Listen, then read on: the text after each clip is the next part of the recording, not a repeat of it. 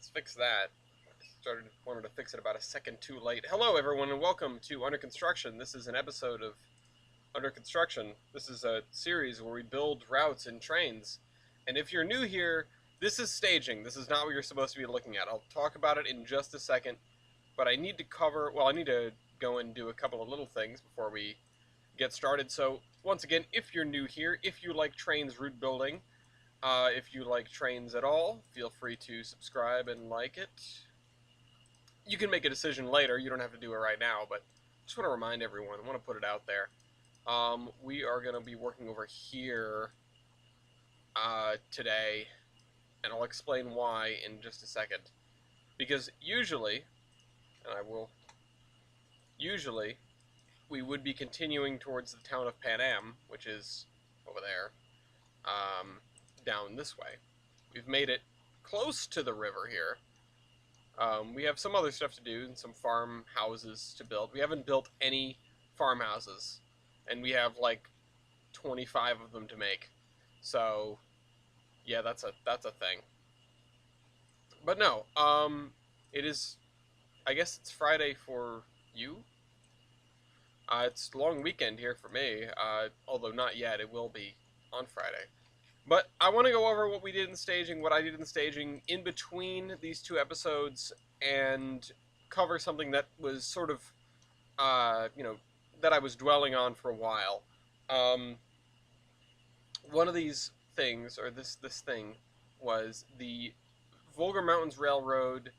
Hello, Dale. Hello, Dragon. The Volga Mountains Road passenger schedule. So these guys, they go up this way, they go through Olive, and they wind up the mountain here. And I knew that their mode of power for their passenger trains was going to be mostly mountain types. I realized that I could also throw in some RDCs. They're kind of the railroad that would have them.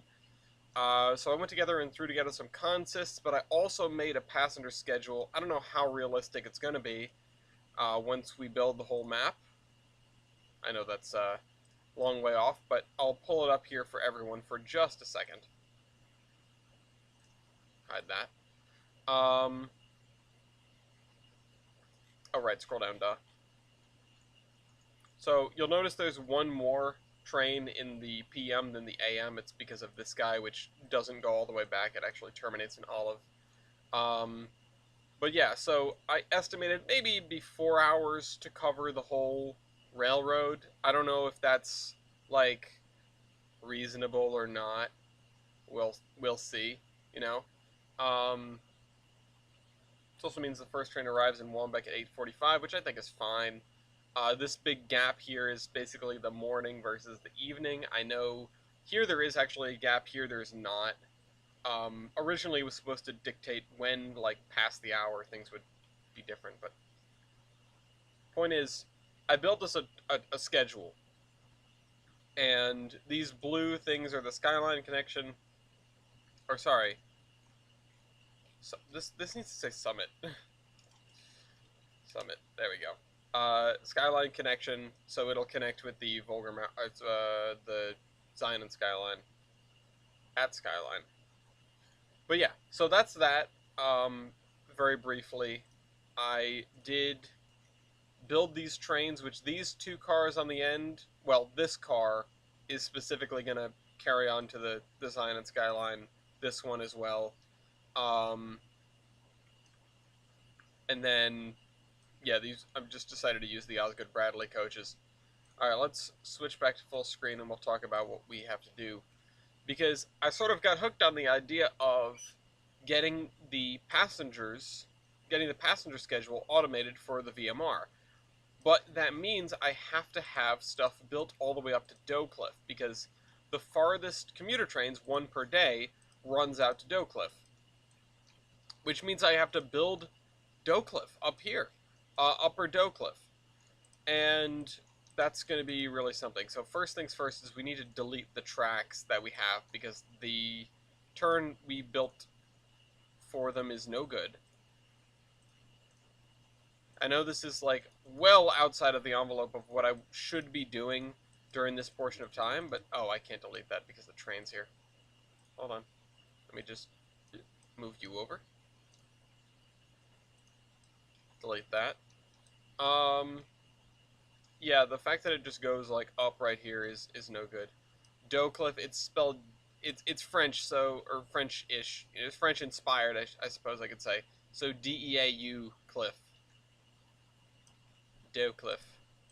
Okay. Let's flatten this area out as best we can. Need to turn the sensitivity up, actually. I mean, this area is supposed to be like a, almost like a prelude to the mountains. Now we have this here. If I turn the sensitivity way down, yeah, there you go. I've always had sort of a fascination with that just aspect of French language, just the DEAU stuff, or the, you know, AUX sort of, you know, the way they just string together letters that don't really mean anything. It doesn't mean there's going to be French related stuff. I think I had a reason for calling it Doucliff. I can't remember for the life of me what that reason was. I mean, dough is like, you know, is dough like two in French? I don't know any French. So, yeah, I had a rationale behind calling it Doucliff, but I can't remember what that rationale was. And so, yeah, it's neither here nor there. It's not part of a bigger, like, plan or thought or anything. It's just the town of Doucliff.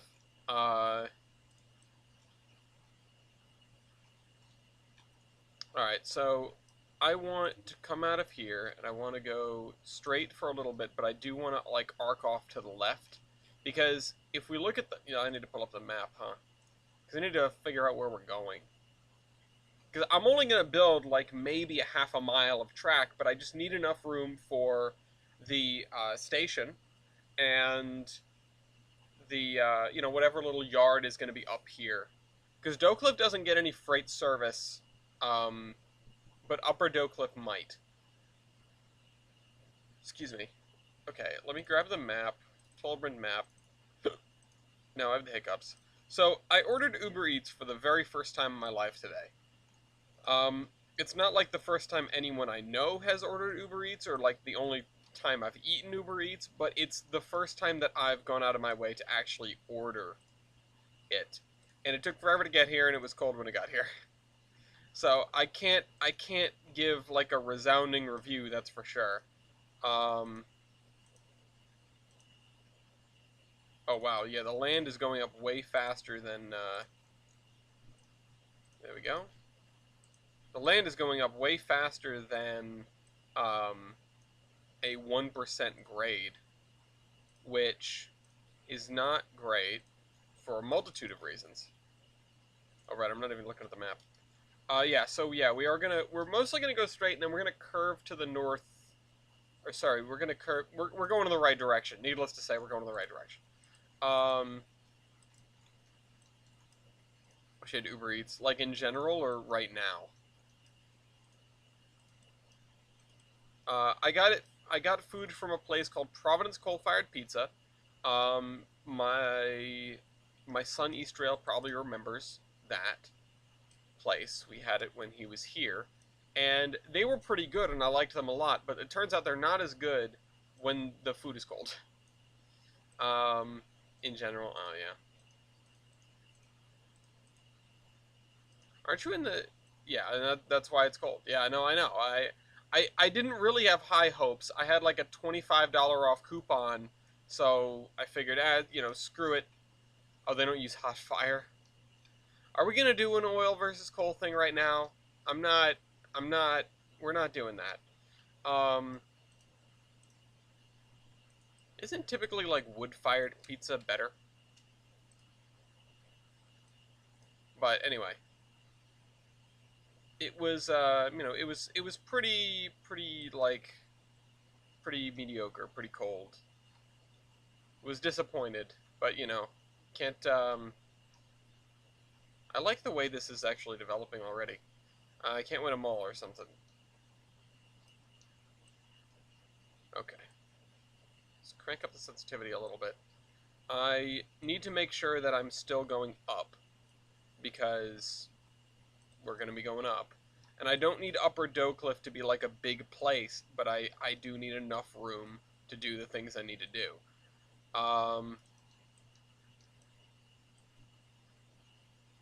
So this area I want to be a little bit flatter so I can put some buildings on top of this rise. I want to have a road come down through here. I want to have the track exposed more or less. I mean, it's a 1% grade. It's not anything crazy.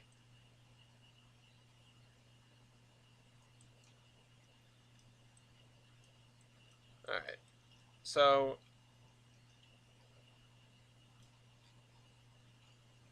we know it's going to be at least this height, so we might as well just grab this height and use it in this area here.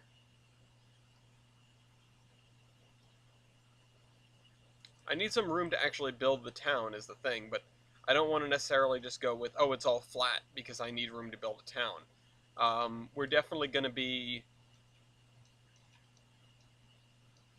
sort of going out on a limb here in terms of how we're going to build the town and how we're going to use elevation, I think, to our advantage in terms of making it an interesting looking place.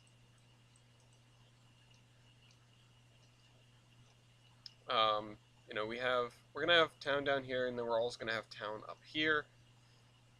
And yeah, so if this guy is coming this way, which might be even pulling it out too far too soon,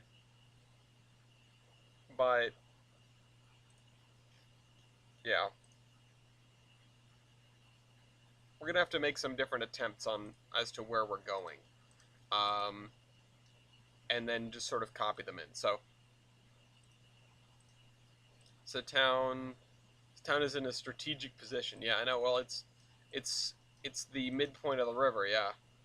All right. So you go there. All right. We're gonna need a thing here. We're gonna need here, here, here, here, here, probably. Yeah, it's sort of gonna be terraced. Not as like cleanly as you might hope, but there's gonna be some terracing going on. But I need to figure out where I'm putting the station, which is probably going to be on this small straight section here. And there's going to be a... It's going to continue as double track for a little while, I think. But we need to oops. We need to bring it back toward straight. Yep, Ellis, how's it going? It's going pretty okay today. I mean, I was just talking about how sad I was that my food was cold. It was still fine reheated. Well, some of it was. There's one thing that I guess I learned not to get because it just didn't turn out good, which was it was chicken parm dip, which I'm pretty sure I did have before last time I was there when I actually went to the restaurant, and it just doesn't translate when it's put in a paper cup and sent in someone else's car.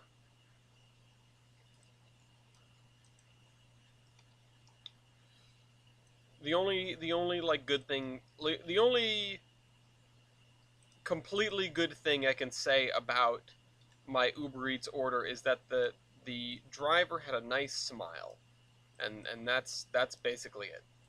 Uh, did I put this in the wrong? Oh, I don't even have gradients on. Where are my map options? Gradients. Okay, yeah, this is fun.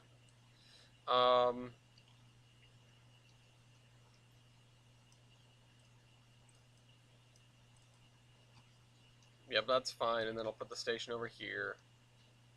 And I'll have to get this right the first time because once I put this down, it won't let me adjust it. Okay. Oh, and I'm gonna have to straighten it out too. That's not, never mind. That's not gonna work. I hope everything is going well for everyone.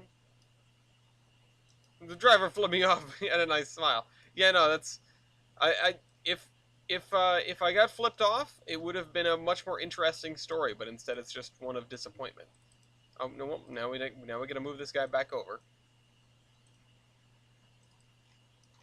Yeah, eat your effing food.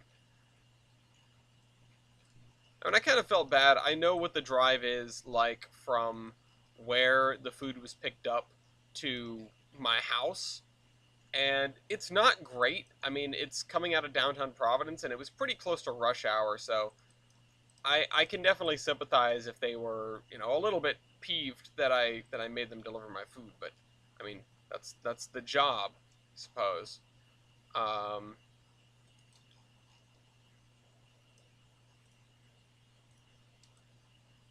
all right, what am I missing here? It's small. It's small. What's small? It's average, okay? All right, hold on. There we go. There we go. Well, yeah. I mean, I'm trying to get my. It's yeah. Your face, okay? Um, it's how you use it. All right. I actually think I need to lower this little lump a little bit, or at least make it a little bit less slanted because that's rough getting up there. I was gonna build like a funicular up here actually. Hey, East, I was just talking about you. I had coal-fired pizza for dinner from the place that we got it downtown, and I had it delivered and it was cold. So not ideal. Um, it's a shame because I had like pretty good memories of that place. Like the food was good. It's not. They did not give me any chocolates. No, I did not. I did not get any chocolates out of that. Okay. That was the place in Fall River, wasn't it? Yeah, that was like the fancy place we ate after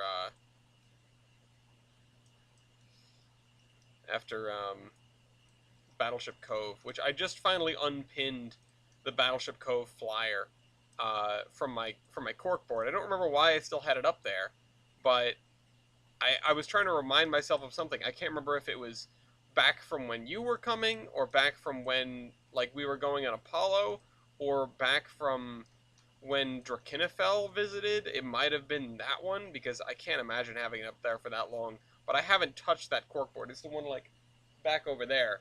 I haven't touched that corkboard in a while.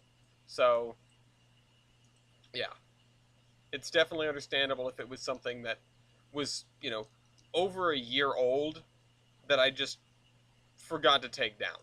Um, okay, so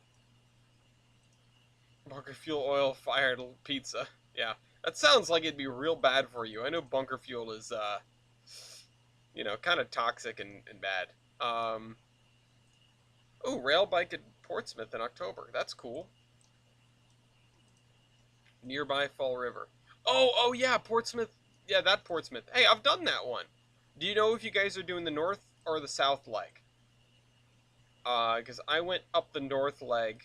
I've heard that it's better, but I mean, they may have just been telling us that to make us, feel like we were getting the better deal. Um, but I know the south leg goes into like downtown Newport. The north leg goes underneath the end of the Mount Hope Bridge, which is a really cool, if very sketchy, suspension bridge. I think it might be the oldest suspension bridge in New England, but I cannot confirm that. Um, I don't actually know like build dates off the top of my head, but there may be older ones. I know there are a couple of pedestrian ones that are very old. But yeah, Mount Hope Bridge was, I think, the second way to get a car onto Newport or Aquidneck Island. The south leg, we wanted to do the full round trip on the bike, no bus. Oh yeah, that's right. That's right. That is the difference. I forgot about that. Yeah, we got bussed back from the north end. Um, well, I hope you enjoy. I'm looking forward to if you can pop on after you do this and tell me about it, because That's very, very cool. Um, all right, there we go. We have like a flat-ish parcel of land on which to build a town. It's not flat, but it's flat-ish. All right, and we're gonna need to build some more hills up there. We're gonna need to build some more hills over here even because we're starting to ascend again. I don't even know how far. I don't know if you get to like pull into the station down there. It'll be a Saturday, but I'll try to remember. Yeah, no, that's. I mean, have fun. Don't worry too much about it. I'm just figuring, hey, after, in when do you say you're doing it in October? You know, next time you pop on after that, I will assume it may be at the forefront of your mind, considering now we've talked about it, and it's you're going to my state. Uh, but that's all I'm saying. It'll just be cool to find out how it goes. I've been wanting to do the rail bike adventures at Essex. I know they have them as well, and I thought that would be a fun thing to do, with Gloria or with somebody. Oops, hold on. What am I doing? Gloria or with. Well, I don't know who I would do it other than Gloria, I guess. Maybe my mom, because she'd be like, "Hey, I want to go on a rail bike adventure." That's what she says, and she sounds like every time I do something. Um, what the heck? What was it? Oh, oh, oh, oh, oh. Here's a fun little story, which details my mom being my mom. I was getting together with Shelby. For those who don't know who Shelby is, that's SideQuest in the Discord, or for fans of the Chronicles, that's Sam. And we were going to a Halloween party, but we had to pick up some stuff beforehand because we were bringing, it was like a potluck thing. We had to bring food. We didn't want to like, sort of eat the profits and eat the thing that we were going to bring. So we decided to go across the street from the place we got the food, which was I think a Whole Foods or something, and there was a Panera Bread. This is like I'm now describing this as white, the most white person thing. Oh, we went to Whole Foods and then for lunch we went to Panera, but I go to Panera and I use my mom's phone number because I don't do like any of the like store specific rewards for anything, like nothing at all. And so I just mooch off of whoever I know that has rewards. Usually I don't ever redeem the rewards either. I just accumulate points for somebody else. No, it's not Mopac. No, it is not. Um, I will. Two reasons. One, I hope that Subway does not have mac and cheese, and that's what I go to Panera for. And B, Panera's mac and cheese is from Blount Seafood, which obviously has nothing to do with seafood, but they're the distributor. And yes, that Blount, F. Nelson Blount, the founder of Steamtown and Rhode Island seafood magnate. So there you go. But going long story short, yeah, going to Panera. I'm turning a walk into a hike over here. I'm sorry. Uh, Use the damn phone number, and of course it emails the receipt to my mom, and it's like, here, your order, Donna. And I was like, oh, that's right. Yeah, I'm not. That's not me. And I get a phone call later, and just the first words out of her mouth, I want Panera. I'm like, oh my god. Then go get Panera. I think the first words out of my mouth were like, then go get Panera, um, which is not the right answer. But with his legacy company only makes the store brand Panera, like the frozen food. What? No, no. I mean, it makes Blount Seafood does a lot of things, but they are the distributor for the Panera mac and cheese. Um, if you ever the if they ever find yourself in Milford, Connecticut, macking out. Oh yes, that sounds great. I could. I need more mac and cheese restaurants in my life. They don't make the mac and cheese that's in the restaurant. I thought they were the distributor thereof. I've been had. Uh, like there is CN47, which is never going to run again. Yeah, I mean, North American. Yeah, and that's true. I mean, it's not necessarily true that 40 Lafayette. Be quiet. Uh, it's not necessarily true that 47 is never going to run again. It's just not very likely from Steamtown. They want to prioritize their American engines and their bigger engines. I know that there have been people that make the frozen food aisle Panera bread mac and cheese. Interesting, because you could get like the unlabeled case of the mac and cheese from Blount Seafood, or like from their thing at the harbor side. Um, but anyway, point is, they make or distribute. They have to do with it. Um,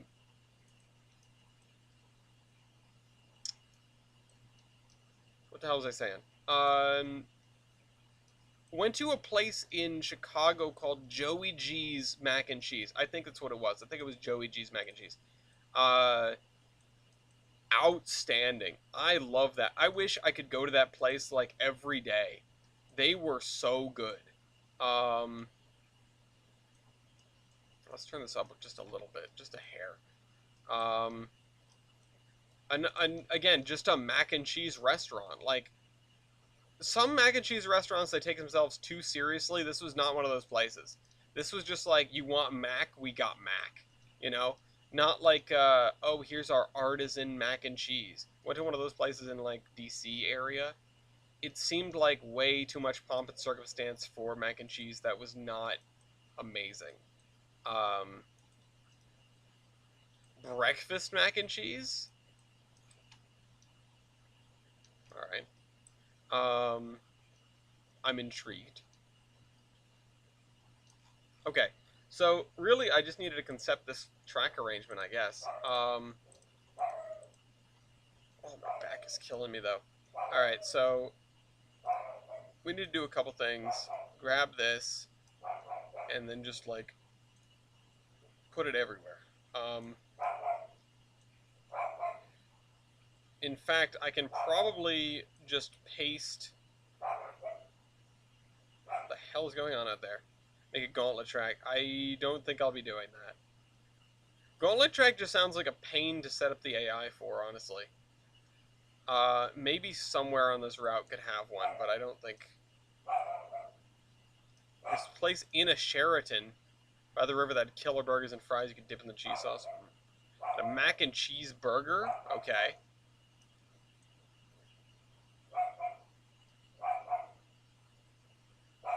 Macking out is no frills.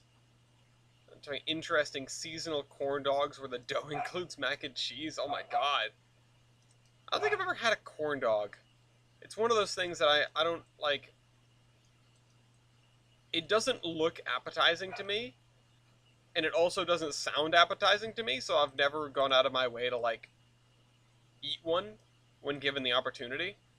You know, and really, there are not too many opportunities to eat corn dogs. I feel it's like you go to a fair and there you go.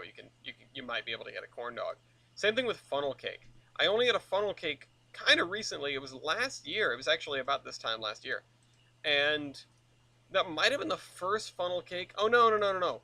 The first funnel cake I ever had was at Burrow Days in 2019. No, 20. No, it was 2019, wasn't it?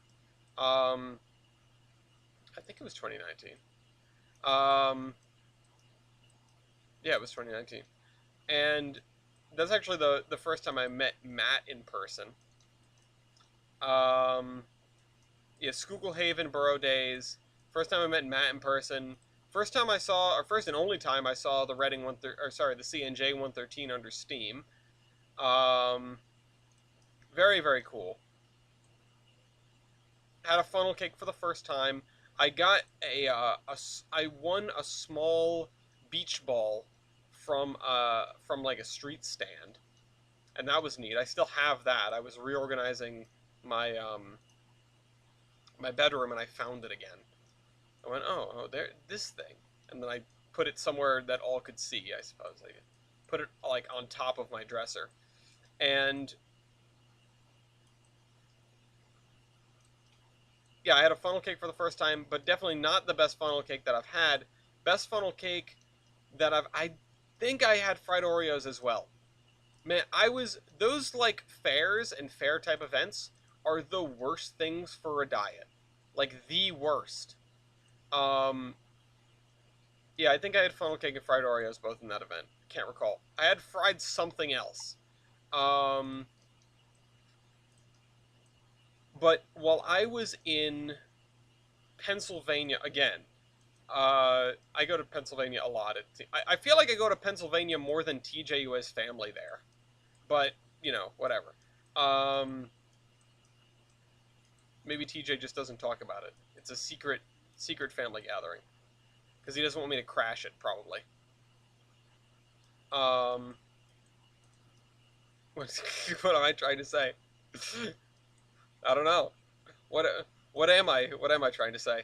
I think I'm trying to say that if I showed up, I would get all the attention from your grandmother. Uh, don't talk. Don't talk about my clan of Amish Freemasons like that. Uh, No, but seriously, I haven't been in a little while, and now I'm like, well, I guess I gotta go back to Pennsylvania again because like 2102 and EBT and all this other stuff that's going on. Plus, like going to the Rare Museum in Pennsylvania and pitching trading cards, which I'll give a trading card update a little bit later. Um, what the? I was talking about funnel cake. Yeah, so funnel cake was at a just a random little fair somewhere in Pennsylvania. I can't remember where. Had the choice between going to see Space Jam 2 in theaters or going to this fair. Made the right decision in hindsight. Although at the time I was like, oh, I thought we were going to go see the movie. Made the right decision. So glad. I think I would have gotten broken up with if I had like pushed back against Gloria and be like, no, let's go see Space Jam. Let's go see Space Jam. Um, Not like immediately, just like afterward when we realized how bad of a movie that was. Um, Trading cards coming soon, TM. Trading cards would love to have the trading cards ready to go by the end of the month. Not sure that's going to happen, especially with the timing of me going away in October because I want to have something else running concurrently with the trading cards. Be that a season of Royales or a series of double headers, which I would like to do a bracket of double headers, except I would need like at least 12, if not 16 people to do that. Not all at once, obviously, and the record dates could be, flexible for people's schedules. I know that's the thing that gets in the way of a lot of people attending on Wednesdays, including Tyler now. But, man, my fan is going. Uh,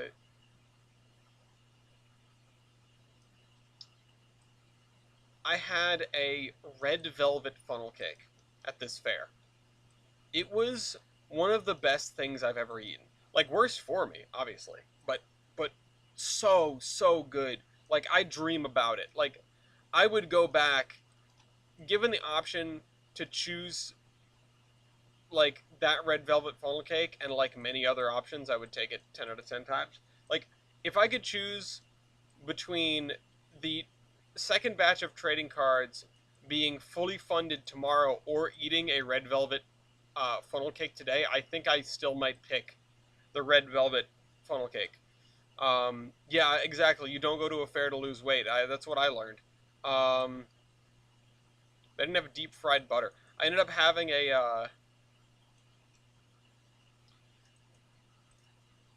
I ended up having a. So we saw a pineapple cup, like a big blue round pineapple cup, like one of mine, but short and fat and blue. Some of you might have seen them. They're one of the things you actually get when you look up Pineapple Cup on like shopping results. But this stand had them, and I was like, "Oh, how much for the Pineapple Cup?" And they were like, "You have to buy whatever it was, not like a frosty, like a freeze, like a tasty freeze. What the hell are they? Um, the things you get from like 7-Eleven. A slushy. You had to order a slushy to get it because it would come in the pineapple cup. And I was like, all right, I guess we're adding a slushy onto the list of things that we've eaten today that are terrible for us. Uh, so yeah, we ordered a slushy.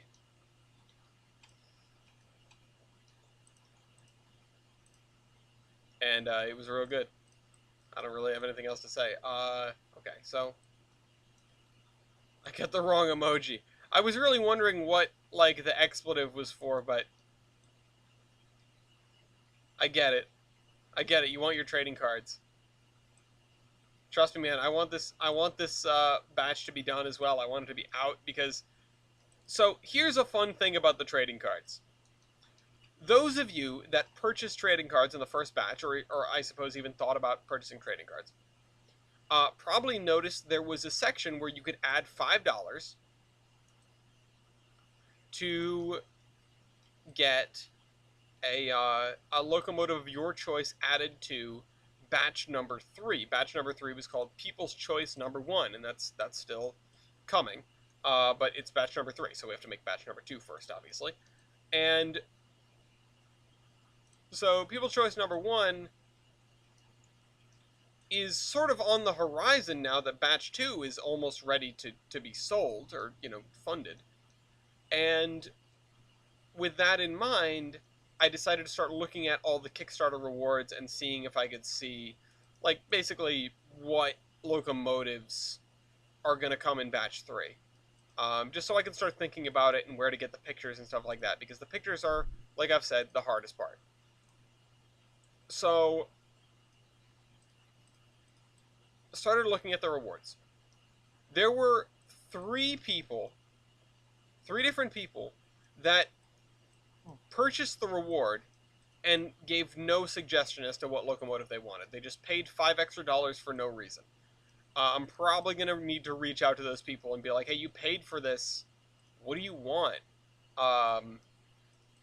There were 5 more people, like 5 people on top of those 3, that did the opposite, that suggested a locomotive without paying for it.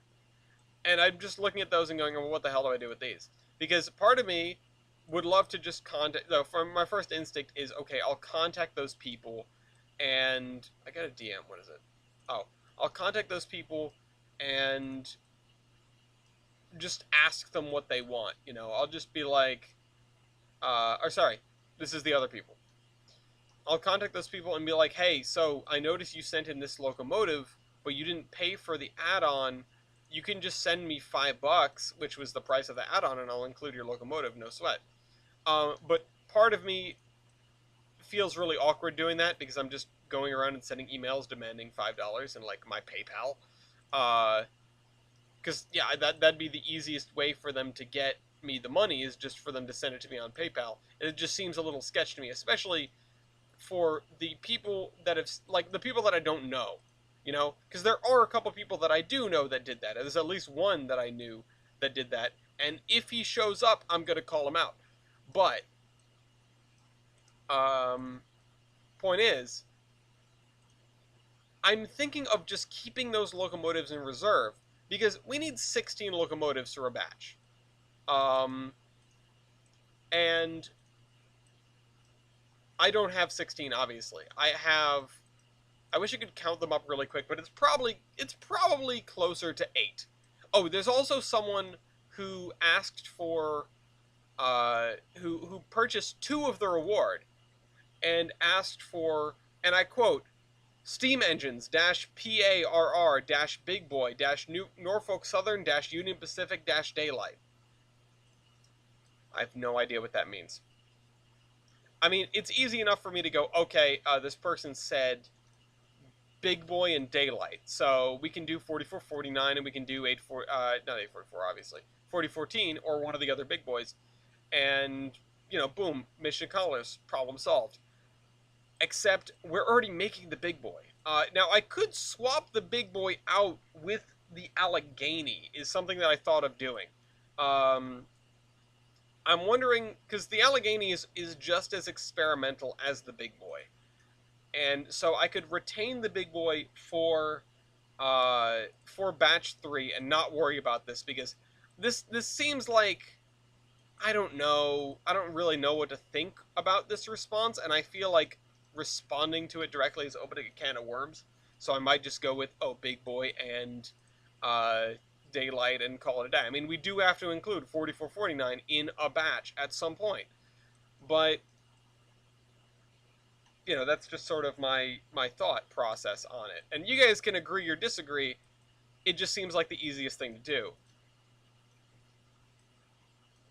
Now, yeah, so obviously for the people that have paid and not selected anything, I'll be contacting them to ask what their selection is. For the people that have selected but not paid, I might just hang on to those locomotives in case we need fill-ins, and then I'll sort of prioritize them as I see fit, or maybe just like randomly to slot them into the third batch.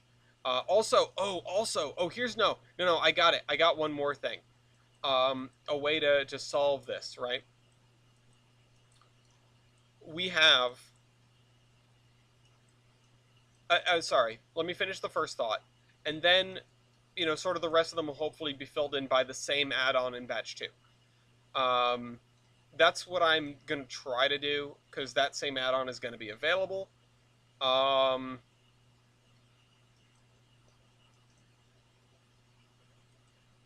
I'm also going to think about how I can set up the rewards and stuff to make it a little bit easier. So you don't have to pick like from 1 pack, 2 pack, 3 pack, 4 pack. You can just pick a number of packs and that's how many you'll get. But yeah, so notice that he said PA, PRR. Or sorry, what did he say? He said that this person said PARR. So we can do an Alco PA. The MP Yellowstones would be a good one, yeah. I think are we already doing Northern Pacific for this batch? No, I don't think we are. Oh, technically we are. We're doing the Timken boy. But it's not, I'm not using the Northern Pacific sort of arrangement there. So there may be a holdup.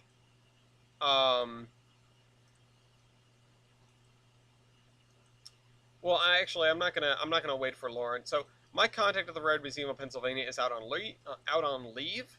I don't know for what exactly. I'm not gonna pry into her personal life, obviously. But she gave me a sweet deal on images last time, and I kind of need to get another sweet deal on images to make this trading card batch work. So, I will have to talk to whoever she's sort of diverting attention to. Yeah.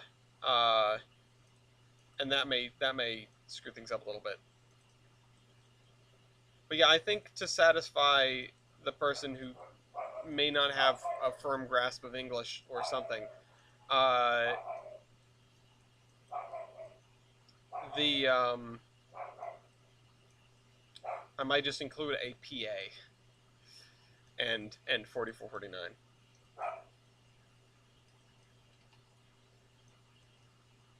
Okay. Stole their mom's credit card to buy trading cards, yeah. Oh, that needs to be dusted. I need to dust my fan. That's why it's so angry. I dusted it not too long ago, but I guess since we got a cat,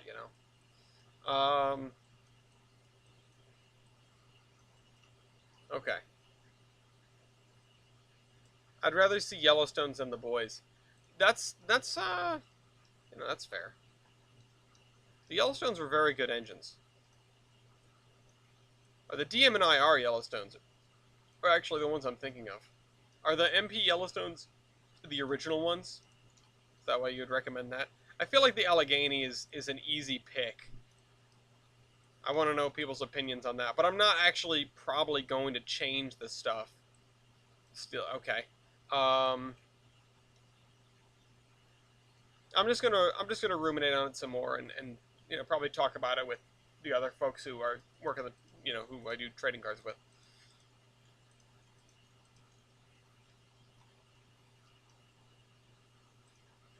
They came up with them to work the Yellowstone Park line. That would explain the name anyway.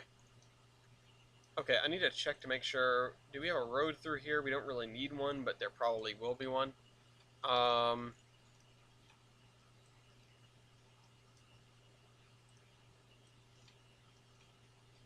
this opens out into like a valley, which doesn't really make sense because you would have, for water to flow out of here, you need something. Probably, I think I could just deepen this gully until it opens out over there.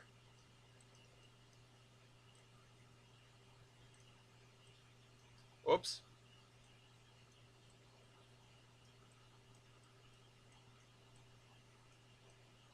Let's see. No, and that goes down way too far. Well, we can still use this, I guess. I mean, this would be the way out, right? Although, no, because there's a hill here. This would be like a lake. Although it is ascending still. Yeah, whatever. We're just going to deal with it.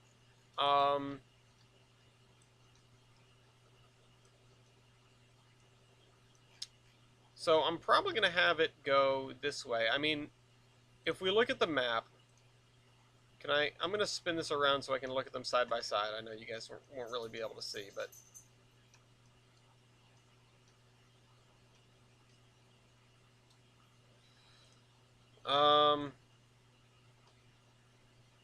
actually it is supposed to be going down like pretty quickly. Okay. So that's fine.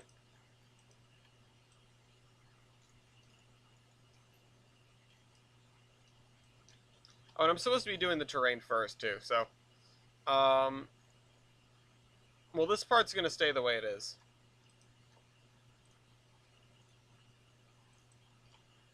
Oh, shucks. Hold on.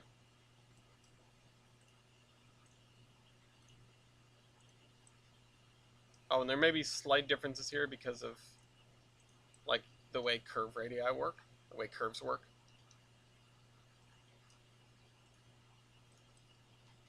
Yeah, okay. And fill that in with an embankment. Then this is a cut, and then that's a cut, and then this is a... Okay. I think I'm going to push these just a touch closer together. And maybe I'll pull it down like that. That might help the way this parallel curve works. We need a depot for here.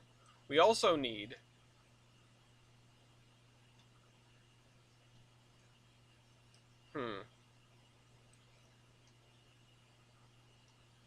So we need a couple things. One, we need a depot. Two, we need to figure out where our like team track goes. And three,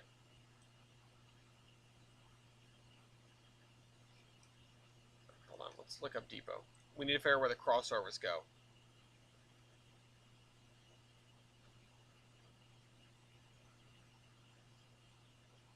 Oh, you know what? I think I just came up with the answer to almost all three of those. What is a team track? It's like a freight track.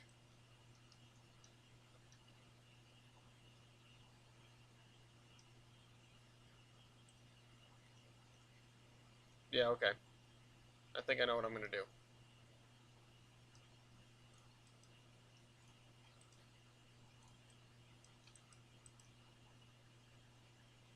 Oh, shucks.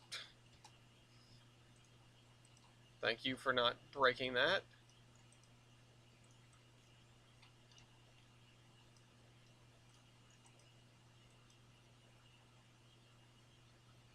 Okay. Put one there. String it out to here. To here.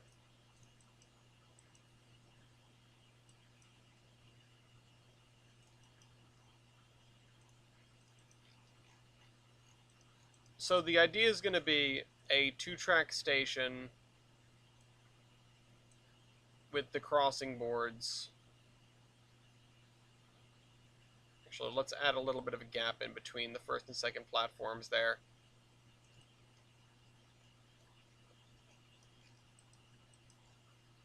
How does this actually look in terms of geometry? It looks like we need to straighten this. There we go.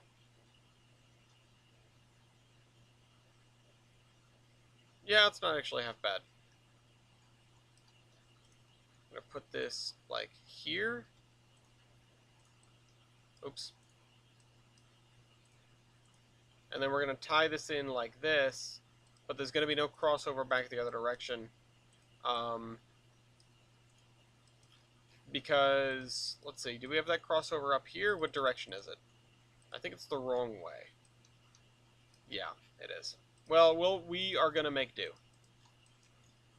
No one said the VMR had to be easy to operate. In fact, I think I've said multiple times that it's not. So, we need a depot here with 2 tracks.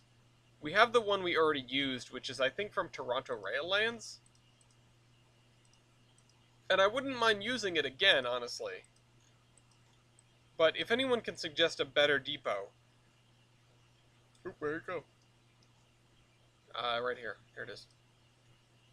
Oh, and this has got, like, parking lot. No, we don't need that. Let's see.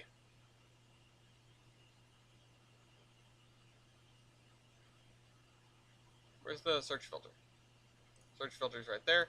Oh, I think I should figure out the, I should learn the, keyboard command for that.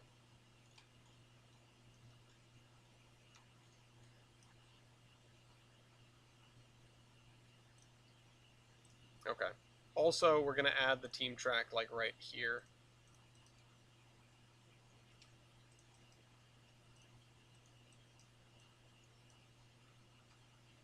Team track is a track not designated to one business. I think in the early days, with stagecoach team, Teamsters would unload freight in the stagecoaches.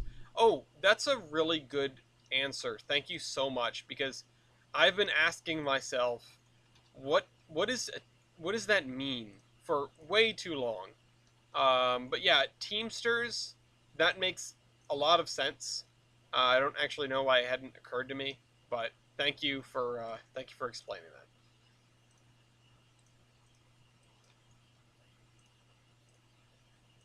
Wait, really? This is... Oh, because that's going up. I see. What if I...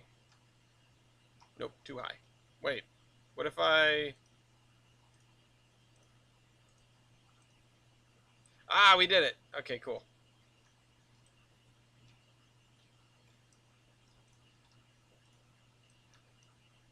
Okay. Okay, I'm gonna have to bring this up a little bit. Couple BDW depots. Okay, we'll have to go get those. Because, yeah, BDW stuff is very good. Let's see. Let's hope one of them is 2-track. That'd be nice. Let's save first, though. Save. We're on 3.12 now. BDW filter on download station.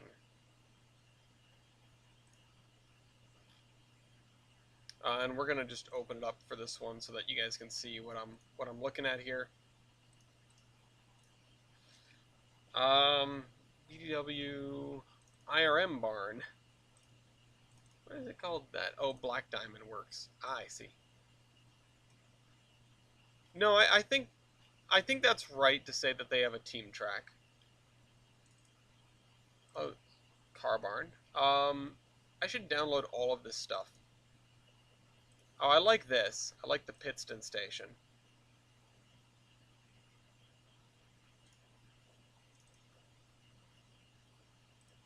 Laurel Line stuff. Scranton Depot. That's nice, actually. A little too big. Little shelters.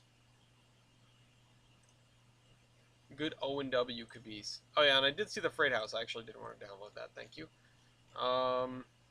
Pittston Freight Depot. Yeah, that'll be nice. O&W caboose. O&W. If I punch in O&W, will that show up? O-N-W. And why O&W? Or just O and W. I mean, New York, Ontario, and Western is... if they had lasted... Yeah, rest in peace, the O and W. Hold on. Oh, I need... Oh, okay. This looks bad, but I'm downloading it. I have such a soft spot for this building. It's NYOW. Am I not finding the caboose? SD40. Am I blind, or have I just not scrolled to the right part? Those are hoppers. Oh yeah, there's some caboose. I'll download these. They're a little bit old, but I'll give them a download. Why not? Also, they've got the boiler shop and the... Okay. The NYO and W stuff is making me want to do NYO and W stuff.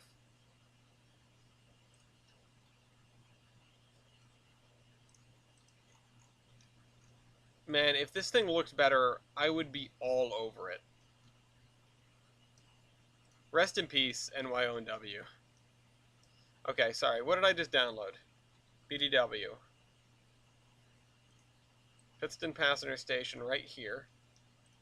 Look at those bricks. Bricks.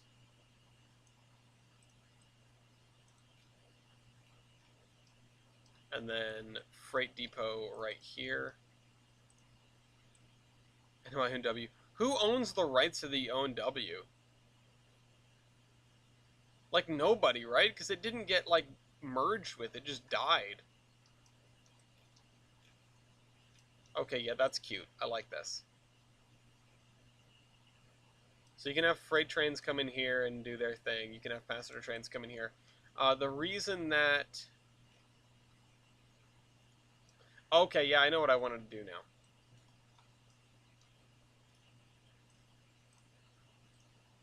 I want to actually slide this down to here.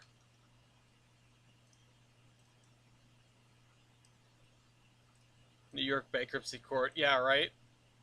Can we... Yeah, we need to start a GoFundMe. That'll be one of the extras on the second batch of trading cards. It'll be the New York, Ontario, and Western headquarters building.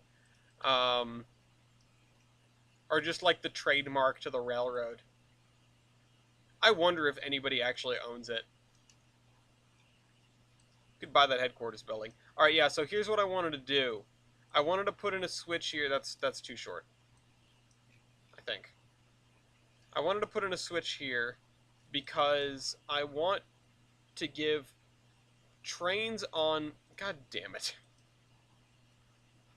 Okay, first of all, get rid of this. Second of all, please let me place this, like, right here. Thank you. I want trains on the inside, or sorry, the outside track here to be able to stop at the station. That way, if there is a freight that's on the bridge, you can still send a passenger train around this side and over, you know, and have them stop at the station. It might not be perfect, but it'll be good enough. So, you know, with this curve being here and then this being right here, which I don't feel like is a great spot for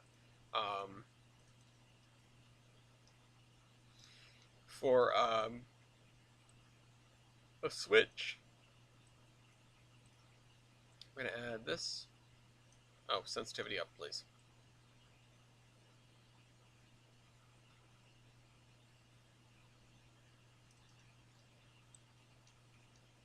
Okay. I can actually move these now as well, because they can go down to the end. I need to add some more signals in this section too.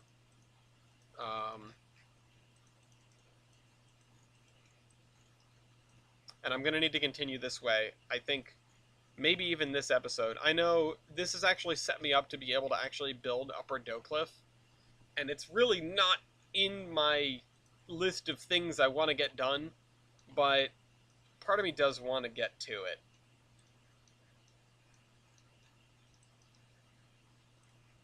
so let's grab this because we're gonna need that. Control Shift. What was it? Almost. I almost Alt F4'd myself. Oh, it's just Control F. Wait, no. It's Control Shift F. Okay, Control Shift F. Ah, and it goes away. Magic.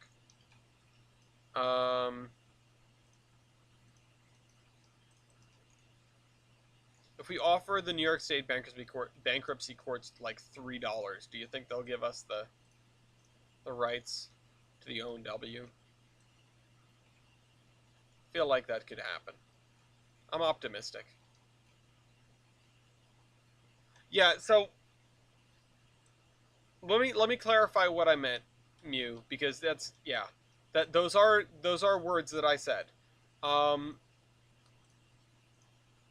the difference here is between getting it done as in like getting the track work done versus getting the scenery in the town itself done. Because before I wasn't working on the town because I hadn't like built up this area, and by built up I mean with terrain, sort of like we just did. Hence, now that I have just done that, I could go through and build the town out with the buildings and the, et cetera, et cetera. But I just don't know if I want to right now, right this second, because I've got other things to focus on that are more serious. But on the flip side, it would be a nice sort of like feather in this map to also have this section done.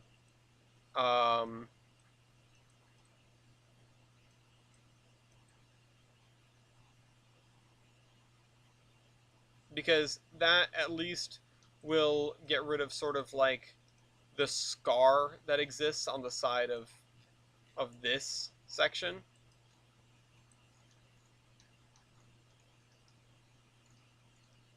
Let's lower this actually.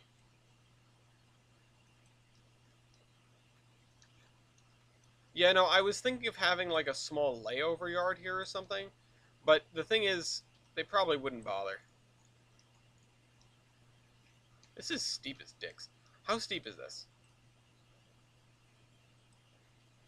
Oh, I can extend this out. No. Oh no. I didn't want to do that. Uh-oh. Oh, I just realized you're still... What have I done? Oh no.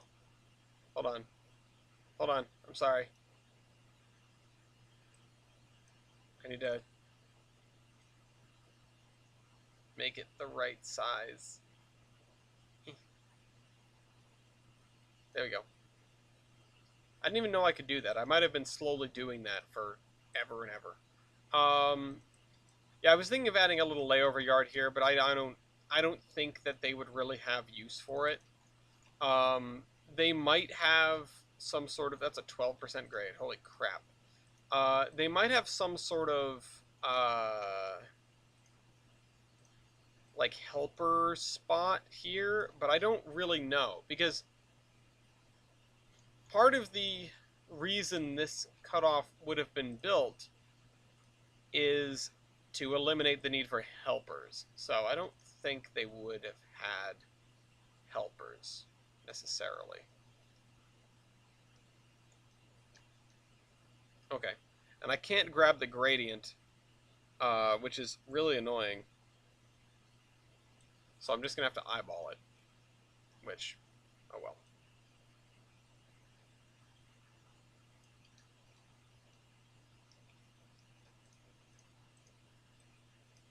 I was originally going to like try to see if I could build a funicular. Speaking of the Warwick Club from 2 comments ago, I've had their kit box there for a while now, and I've yet to build it. Oh, that's a shame. Make it $3 and a tour of the Warwick Club layout. Oh, sorry, I missed that.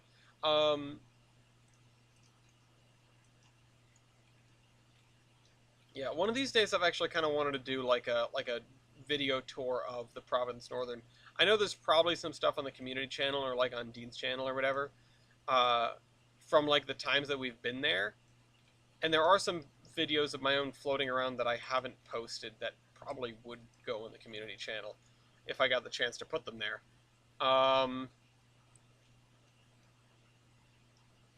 That's better.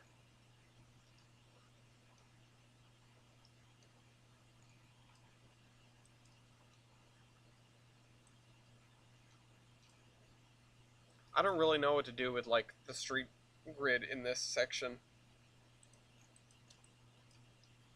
Fun story about the Providence Northern is I recall seeing, and I think Ogillies was the one that found it. I recall seeing a post on a railfan group uh, of a Providence Northern boxcar, effectively stating like, "Hey, I just bought this new car at a model railroad show. I'm really looking forward to finding out like the history behind the railroad." Uh, and it's just like, oh man, is anyone gonna tell him? Is anyone gonna tell him it's not real?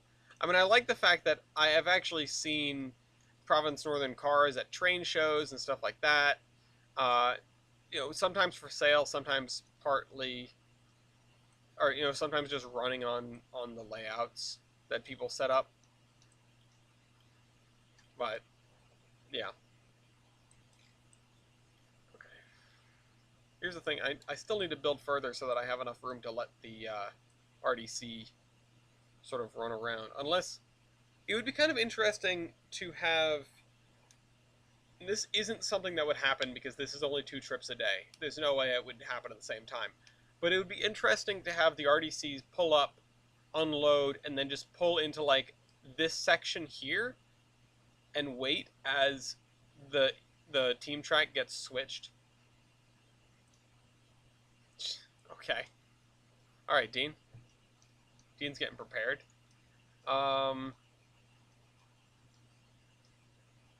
Oh, you know what? This has to be the lowest level too. This is 100.97, which is higher than most of this area because I plateaued it to a lower level. Oops.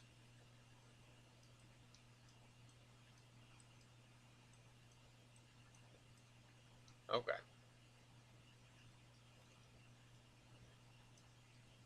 Yeah, because there would be like there'd be a lake here if I didn't do that.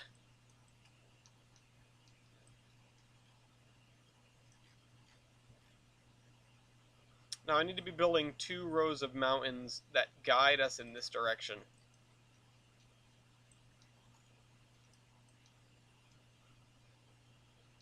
It's been so long since I've done this, I can barely remember how.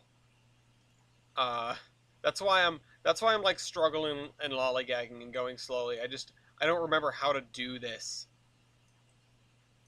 kind of terrain, and it's not even been that long since I did it last. I mean, you guys saw me do it a few weeks ago on the edge of the look at that on the edge of the other sections. We're going to a wedding next year, and he's decided to buy his suit already.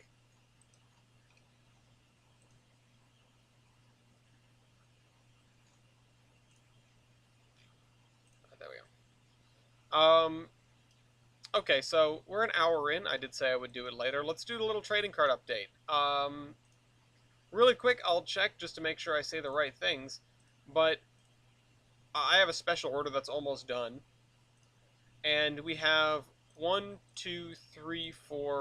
6 cards out of 17 that are completed. One that just needs its numbers checked. Um, 3 more that are waiting on a photo from Chris. Oh, whoops. This needs to say down here.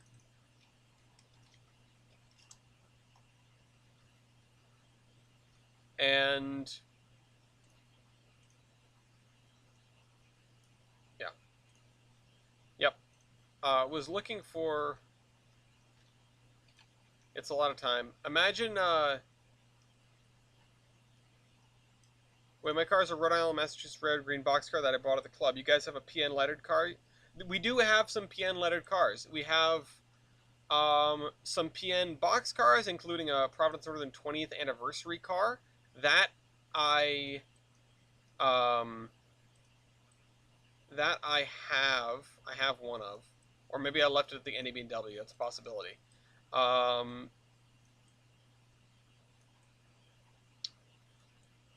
and There are a couple of other ones. There are a couple of. There's a Hanley's Ale car, which is like an old iced reefer. There is, yeah, the Rhode Island, Massachusetts, the wagon top box car.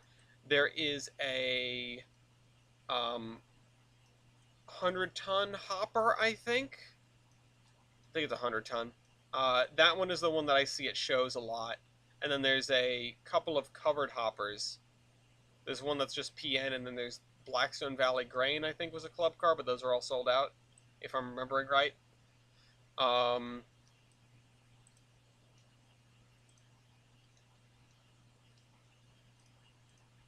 I just need to raise this up.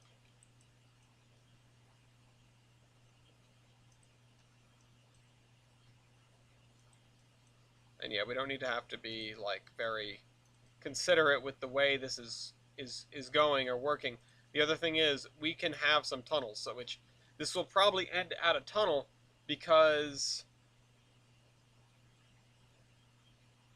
yeah, we're supposed to be heading up like a dry valley towards whatever the top point is here, which we don't actually know how high that is, but it's not going to be any higher than like a 1.5% grade on the way up, I think, or maybe like a 2 in places.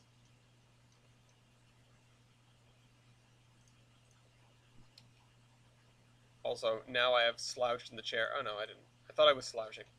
Um, I wanted to bring up. Didn't know if I've talked about it before. Didn't want to dox me. Yeah, no, that's fine. You can dox the hell out of me. I mean, wait a minute. Didn't want to dox me. Am I? I have forgotten who you are. I don't. Now I'm upset because you didn't want to dox me. So you knew I was a member, and we wait. I'm so confused.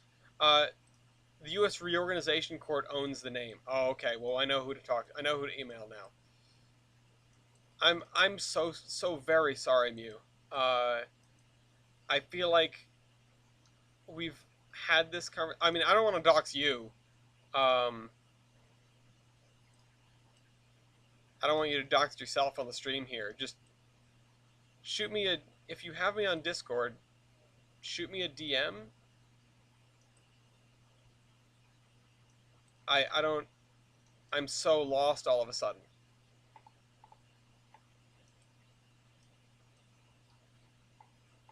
Uh, I'm so confused now. There are.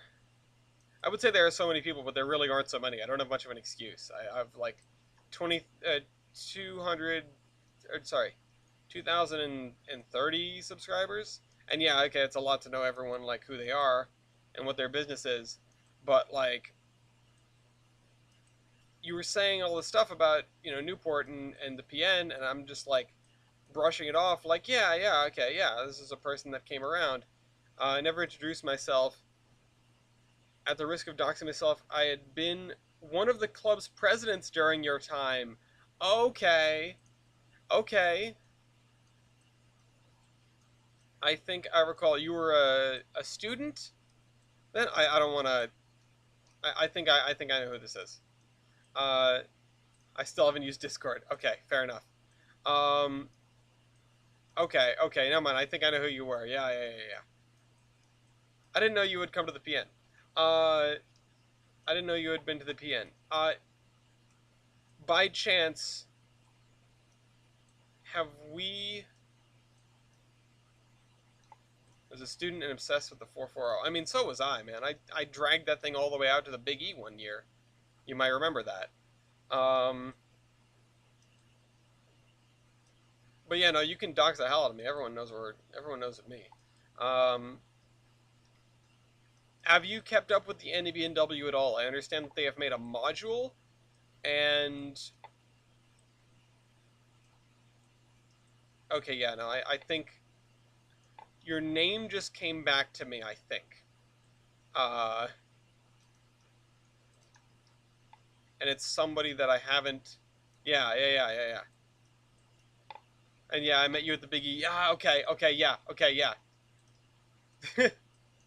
This is the funniest, like, little dancing around the who we are, what we are sort of thing that I've done in quite some time. All right, well, I'm glad you found me, I suppose. Anyway, yeah, I miss the NAB&W. I'm upset that I couldn't get up there for uh like the last run session before they dismantled the layout.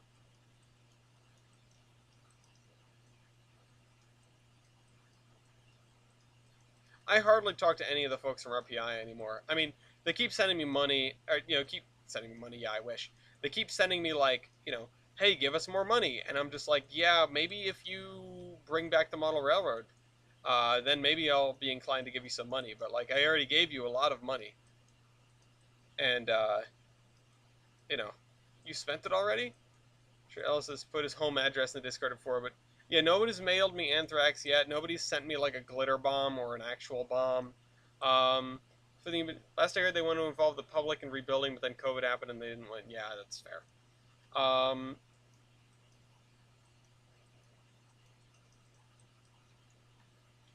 sucks, sucks. Um, but I mean, it seems like they're making moves now. At least they still have a club where stuff is getting done.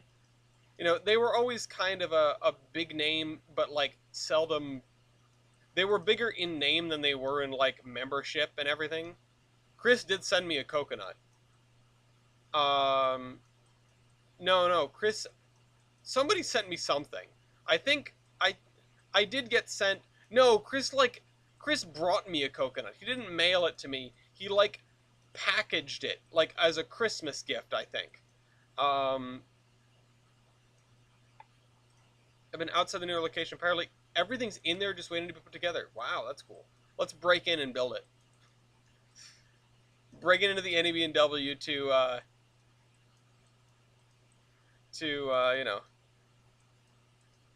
Has anyone given me a banana though? Oh God, I could use a banana. I mean, my pizza was so disappointing. I'll take like anything else. I'm gonna have to make more food because I don't want to eat more of the sad pizza. Turns out the coal-fired pizza is only really good when it's like hot and like done in front of you. 5 pounds of beans. Battery dying. Oh no. Go plug in somewhere. What the hell?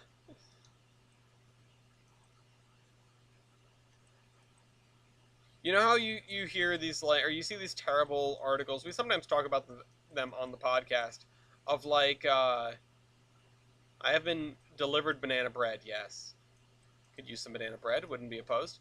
Um,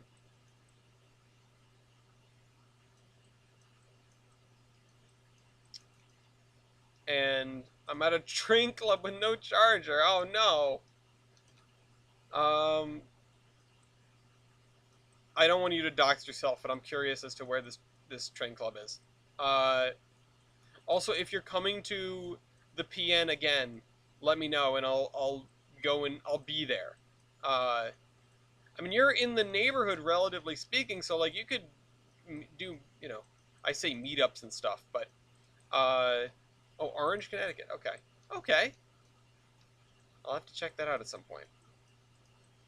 Um, People keep yelling at me to go visit the Washakum live steamers. I think haven't been there yet. I would like to. I think I have your email. Oh, cool. All right, cool. Yeah. But if you ever decide to get Discord, regularly, regularly, we sort of do little get-togethers or whatever. You can just keep track of where everybody's going. I think someone went and met up with Dean not too long ago, which I'm doing next. Joining a club, unfortunately, a 5-hour drive. Ouch, and only going quarterly for ops. That's kind of sucky. I hope the dues aren't much. The Providence Northern, I know, has like a associate membership, which is what I was for many years. It was if you live far enough away, um, if you live far enough away, you like don't pay the full dues. Oh, 20 a year is really really reasonable. That's really cheap. So that's cool. Yeah, I mean, paying $5 to go to an operating session, if you go to all four of them in a year, that's $5 per. That's not bad at all. I mean, it's a long, long drive. That's further from me to the WWF, but op sessions are really great. Op sessions are a lot of fun, and I'm upset that I haven't been able to go to the Province Northern ones lately. One of them I just wasn't around for. One of them I completely forgot and only found out that it had happened like when some other folks in the club were talking about it online. Um, it was just like, oh, the op session went well, and I was like, well, huh? The what? When was this? Um, they want to push me into being treasurer.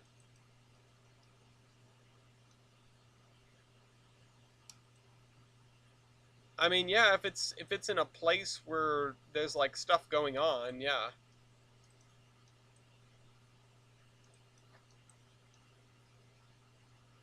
Man, my computer's so angry. I found the easiest solution to vacuum the fan on a computer without a case is just to take the hose from like a vacuum cleaner and just go. It makes things very fast.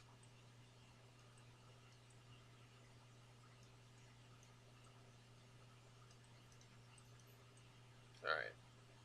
It pays though to just hang on to the fan so it doesn't spin because a motor run backwards is a generator, or not backwards, just at all, I guess. All right.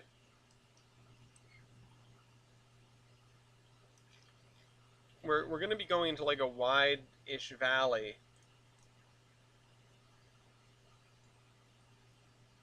and then curving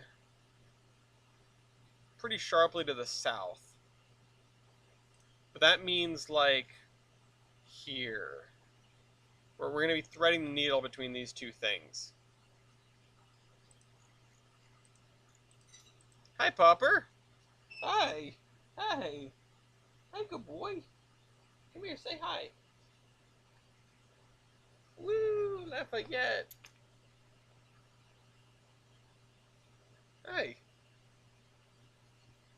Hi. You kind of smell. What were you doing? Is it just your breath?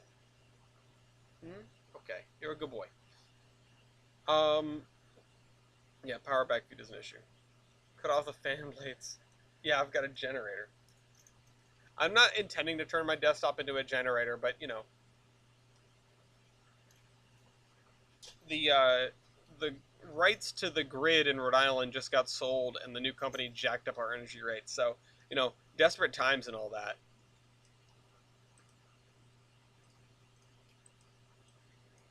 I'm gonna have to start actually shutting my computer off. Honestly, it's like a doubling of the energy rates. It's absurd. It's completely ridiculous. Um,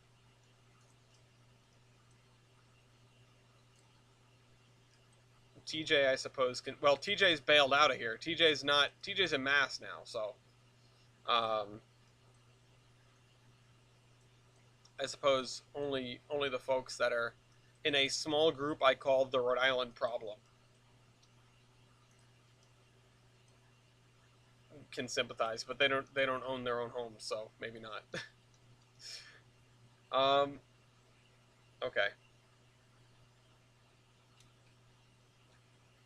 Yeah, the state should step in. The state's like f you. The state's like suck a dick. Enjoy your expensive power. Yeah, as if next summer is going to be, or even this winter, right? I mean, too many people use electric water heaters and stuff. It's going to be absurd. Um, I'm happy that hopefully I'll have a wood stove installed and I can just set up a couple box fans and maybe heat half my house with air from the porch. You know, it would be very, very convoluted if I wanted to do that, but I could do it.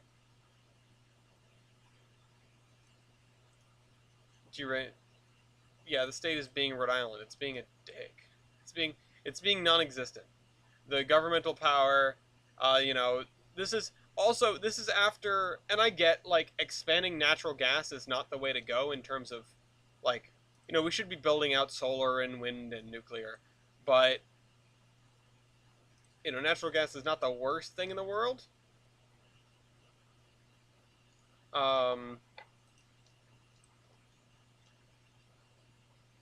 but there was a huge pushback against building a new power plant, a new natural gas plant in like the northwestern area of Rhode Island.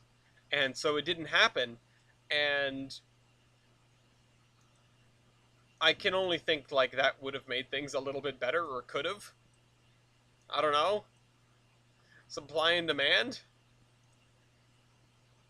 But honestly, I've been saying this now. Some politician needs to go out there and spend like all of their political capital advocating for nuclear power, because honestly, this just we got to do it. Like, we're not gonna have another Chernobyl. Realistically, it's uh, you know, modern reactor designs are way more reliable, and if you don't build them in places that are prone to extreme weather and natural disasters, you're not gonna have another Fukushima either. Uh, like, these things are freak once in a lifetime events that get less and less likely with every iteration of modern technology on nuclear reactors, and like, no one else is building them except for the French. And are the French really the people we want to trust with the energy like future of humanity? The French nuclear reactors? Have you seen their battleships? Actually, the Richelieus are pretty hot, but have you seen their dreadnoughts or pre-dreadnoughts and their tanks? Oh my god. The French are not there to be like technological gods. They're there to like make fun of. I don't know. Um,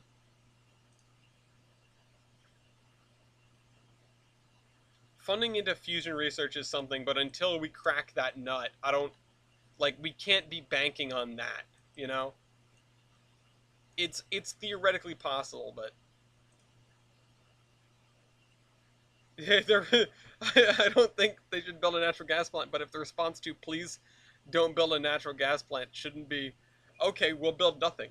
Uh, yeah, no, I mean that's what happened. It was just like we've got what, 5 wind turbines in Block Island Sound. That's not a lot of wind turbines, and of course the Block Islanders or whoever the hell pitched a fit because they're ruining the view of the ocean. I think they look kind of cool, but uh, you know what, ruins the view of the ocean more? Your house being underwater. I mean, I'm ready. I know I'm gonna have to like put big floaties on this house and get it out of here someday. Uh, we're all doomed. But Joe Brandon came to Somerset to say, "Yay, wind turbines." I learned that if you, because there's a problem with birds flying into wind turbines, which is kind of an urban legend because yes, a lot of birds die to wind turbines, but way more birds die to like windows and cats, domestic cats, and like planes. You know, it's not like wind turbines automatically create a bird holocaust never before seen. Um, but if you paint one of the blades of a wind turbine something other than white, uh, like just one, it like scares the birds away. And the thing is, they need to stay far enough away because the wind turbines create a sort of vortex that makes it difficult for birds to escape once they get close. Um, and yeah, I know, give it a few generations of birds and they'll probably figure it out. I mean, when's the last time you heard about somebody hitting a bird with their car? And that used to be super common. That's partially because the bird population has gone down, but whatever. Uh, Point is, birds, they do learn over time. Um, because the dumb ones get hit by wind turbines, or cars. If you suddenly have the free budget to build power plants and put it into renewables, yeah, no. And it's true, and like the solar panels that are going up on like every house. I mean, there's a huge push for solar. And I know it's not just around here because I've seen the commercials for like other states when I'm tucked into my work VPN, and it's the same damn commercials too. Uh, they would be the ones doing the hitting. Oh yeah, well, I mean, yes, technically. Hey Matt, you're here. I'm glad you're here. I need to call you out on something because I was talking about it earlier. So, for those that were here earlier, remember how I said that 5 people suggested a locomotive but didn't pay for the locomotive suggestion add-on? Matt's one of them. Uh, well, that's good, but I hope it doesn't mean your electricity rate is about to shoot up. Uh, Matt, it's not a big deal, but it's just you're the one person who I noticed and went, "Oh, come on." Because I was going through these suggestions for batch 3 earlier today.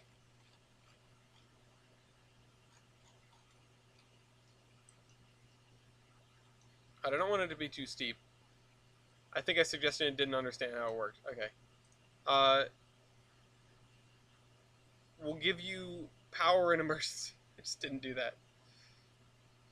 It affects. Oh, that's a shame. No more coal trains. That is true. That is the one downside of coal plants closing. No more coal trains. Yeah, it's okay, Matt. Next Kickstarter, I'm going to be doing stuff to sort of mitigate that, prevent that confusion from happening. But yeah, either way, I may be getting in touch with like, hey, do you want to affirm your selection? But that'll be within at at nearest within a couple of months. All right. Um. Okay, let's bring this out here.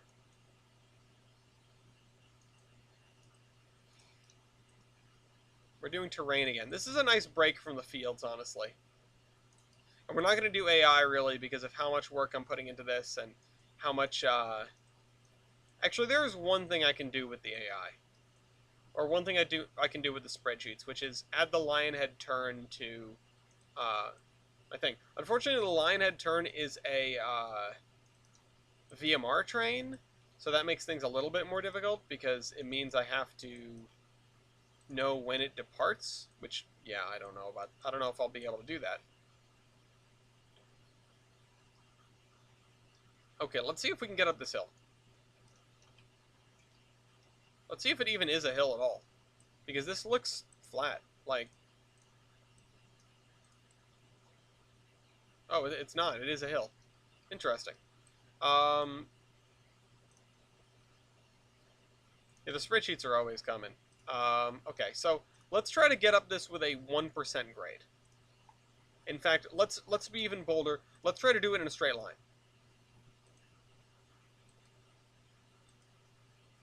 It actually kind of works.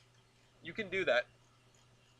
Which, yeah, this is a little bit easier than I would have liked. But, it's not a bad thing necessarily.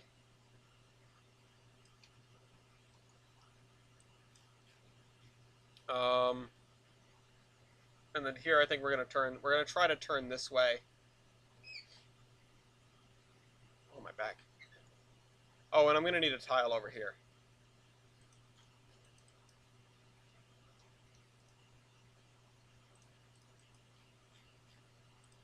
Let's make sure... Okay, so can we see...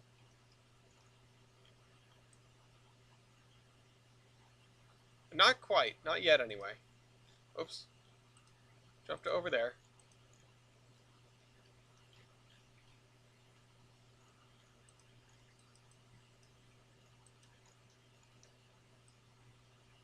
Oh, and I'm going a little bit to the left, too. I wanted to go in a straight line here. What about the... Oh, shucks. What about this? And then like a curve this way? And then up this way? Oh, see, now we're running into hills. Now we're running into a problem called I'm not going up fast enough. Also, this isn't straightened. There we go. Something's going on. Oh, the dog's in the window, I think. The dog's in the window and the silver spoon.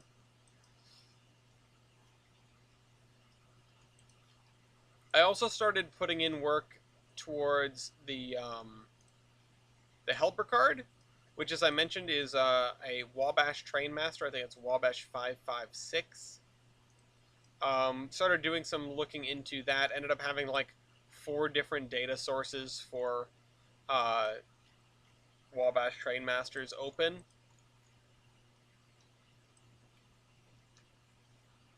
Or just Train Masters in general. Okay, you know what? I think we're actually going to hook a left here immediately instead of later. Also, let's make sure this is straightened. Yes, it is.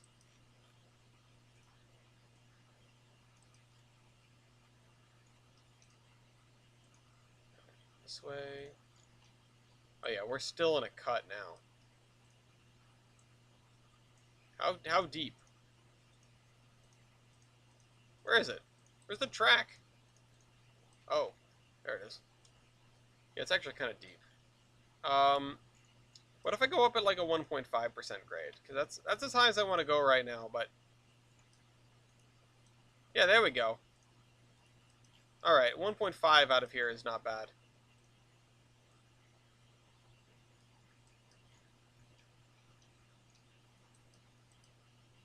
Let's redo that.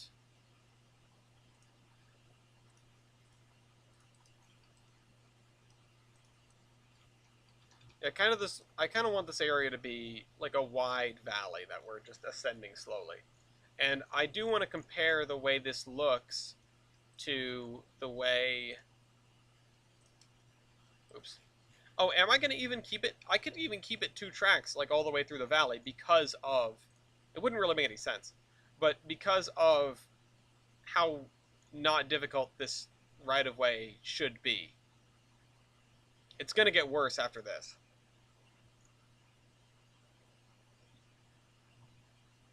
Although I'm surprised that I didn't want to put in... Oh, well, really, the problem was the river, not, like, the... Yeah, that's right. I was like, well, why wouldn't they have built here first?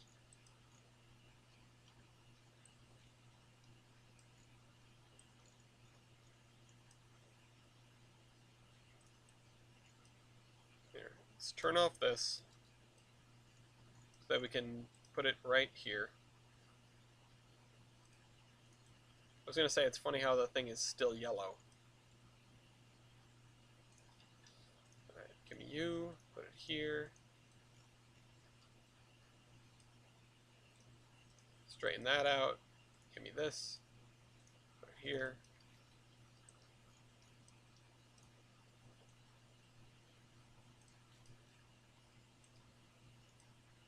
So, yeah, like I was explaining, there will be 1 train a day, or sorry, 1 train in the morning, 1 train in the evening, that is a commuter train to Jefferson, which is the next big city to the north.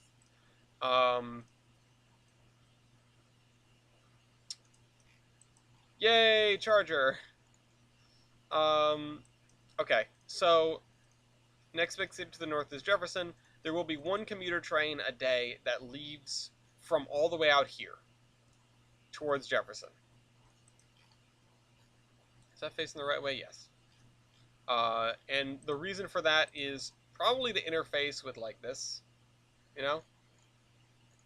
And I just have to start stacking up trains on the bridge and over here so that I can have them come down into town at a reasonable rate. Or, you know, a reasonable frequency. The headway for passenger trains is about 30 minutes to an hour, depending on what time of day it is, except for those big gaps at midday and at night.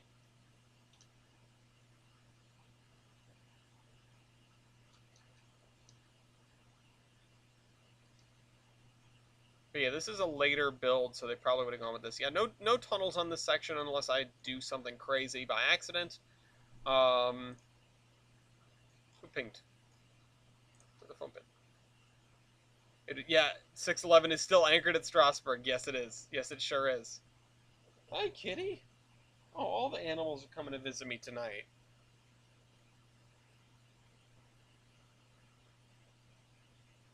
I don't know if Venkman just thinks it's like mealtime or what.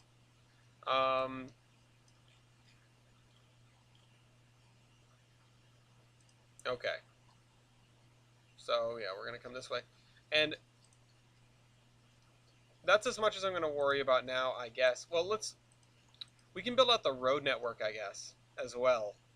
And this road is going to continue up towards whatever the next city is. It's not Fail. It's yeah, whatever this city is between Appleton and whatever. Um,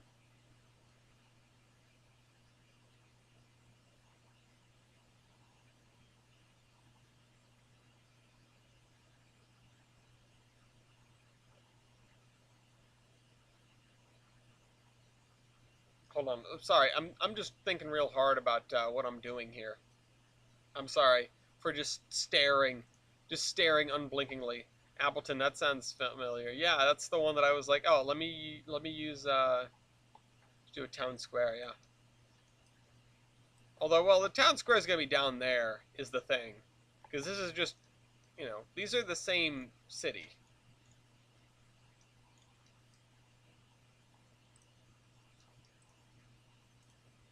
Oh, wrong button. I wanted to do this. Yeah, there we go. The reason I was looking at the map and trying to figure roads out is because I want to know like what size of road I should be building here in this direction. Should the street looking road end here or should it continue? And I think it should continue. Um, because this actually heads towards the interstate. Um, and I'm actually gonna have this like duck into here.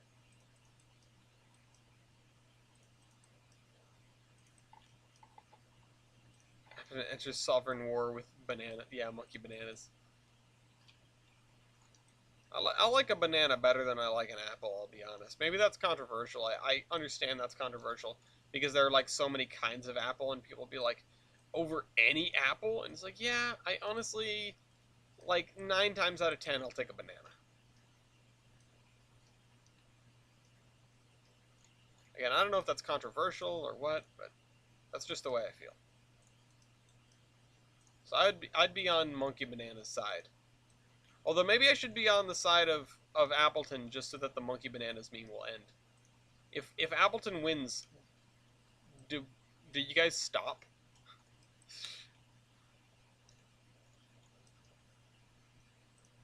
All right. Let's lower that down so that we don't have any weird disconnects with the ground by the tracks.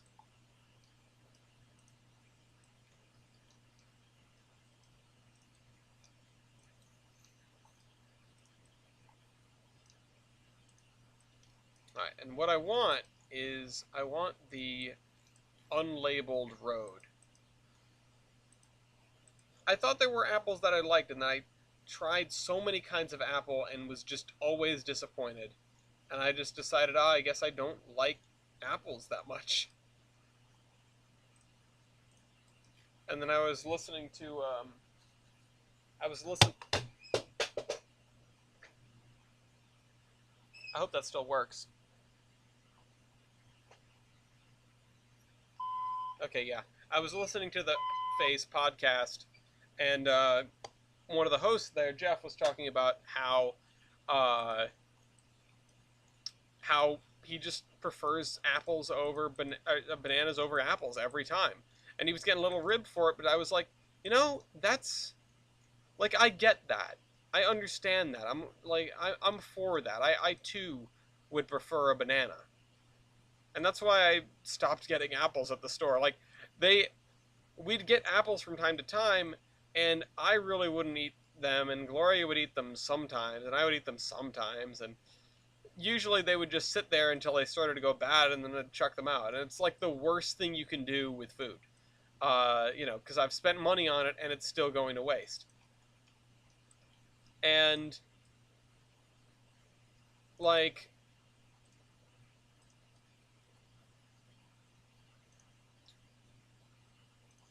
I just sort of felt vindicated with the idea that, oh, there are other people out there that think apples are eh. Fresh apples just not a great fruit. Yeah, I know. It's okay. Apples are okay. They're like apple juice is fine, and like paired with some other stuff. I'm not gonna like okay, candy apples are like cheating, um, but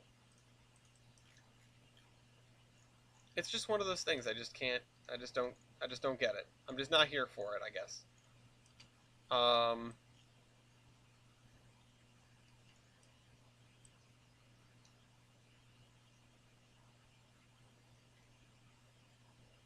I wanted to build more town up here.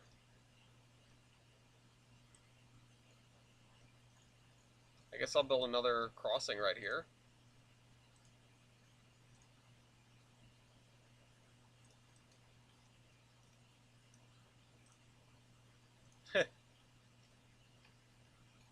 Yeah, no, there are dozens of us apparently. Lafayette, what are you doing?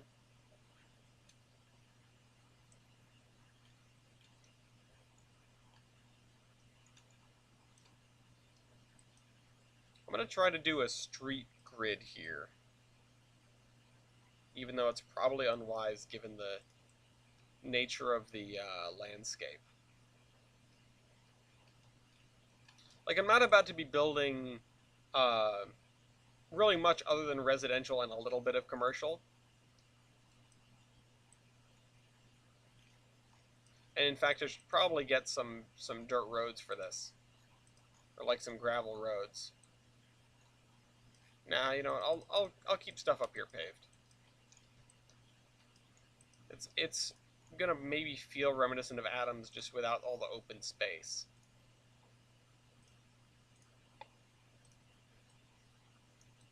No, and it's true. Like, you can put a street grid on really anything if you want to. I mean, look at San Francisco. But just trying to think with my head here.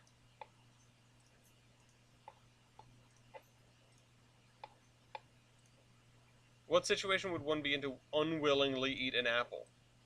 Um, well, because I put my address online, people would just come to my house and put a gun to my head and force me to eat an apple, I guess. Or maybe you couldn't bring yourself to admit to your friends that you didn't like apples, and one of your friends, like, you guys all went out and one of your friend like on a hike or something, or a foam adventure, and one of your friends brought apples, and like they're the only thing you could get to eat, or like everyone else is having their apple and they're like, aren't apples good? And you're just like, oh no, what do I do? I'm too socially awkward to admit that I wasn't completely truthful about my dislike of apples. That's not coming from personal experience, by the way, but it seems like something that could happen.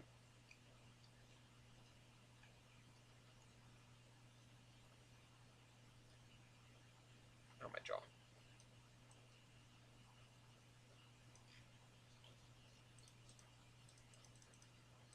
Let me grab a gravel road of some description.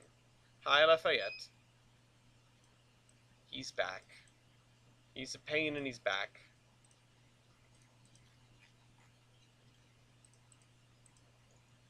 Yeah, it's apple peer pressure. If these episodes still had names, I know what this one would be named.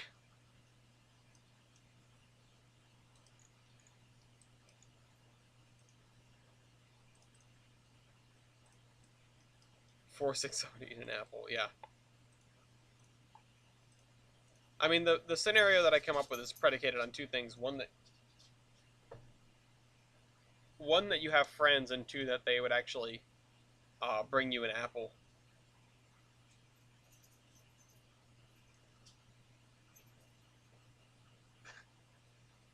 He keeps like chasing his tail or something. I just hear like jingling and panting and chaos behind me every time I look away. And then I look back and he's just being normal.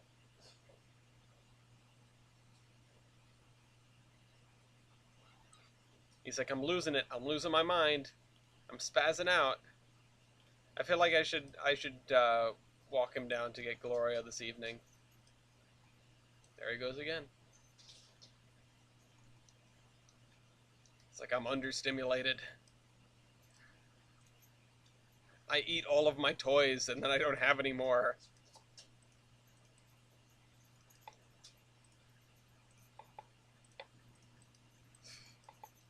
I can just hear him going. I can hear him going. I can hear like the panting and the jingling behind me.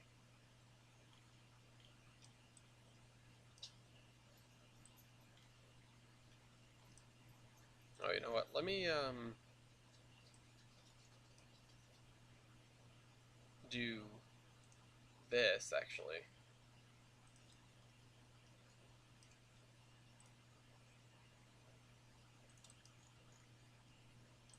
All right, that doesn't work.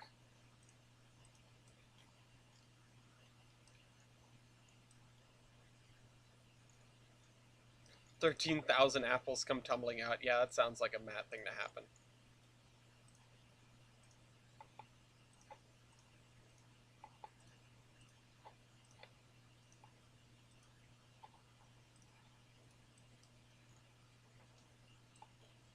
All right, there we go.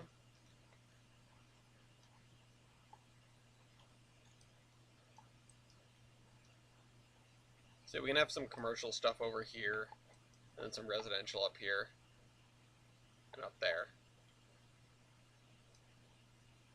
I mean, really, that's what it's going to be like for Dokelift, because I think most of down here is going to be commercial and stuff.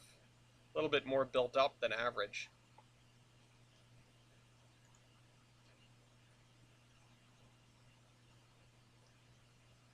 Well, we made the street grid anyway.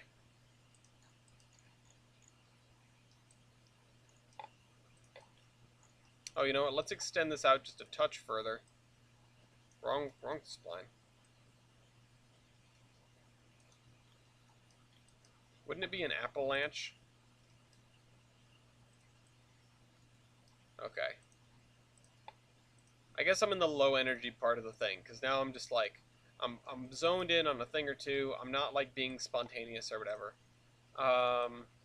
Apple cider is great, especially warm apple cider on a cold day. Honestly, cannot be overstated. Um, I went to a steam powered cider press in Connecticut. I know I've talked about that before. I went there at like a relatively young age, so I barely remember it. There's another reason I barely remember it though. I was delirious with the swine flu at the time. Does everyone remember the swine flu? Because I had it, and I didn't even know. I made that a super spreader event before we even knew what the word was. I was in middle school, I think. Uh, so different times. I remember that stupid thing.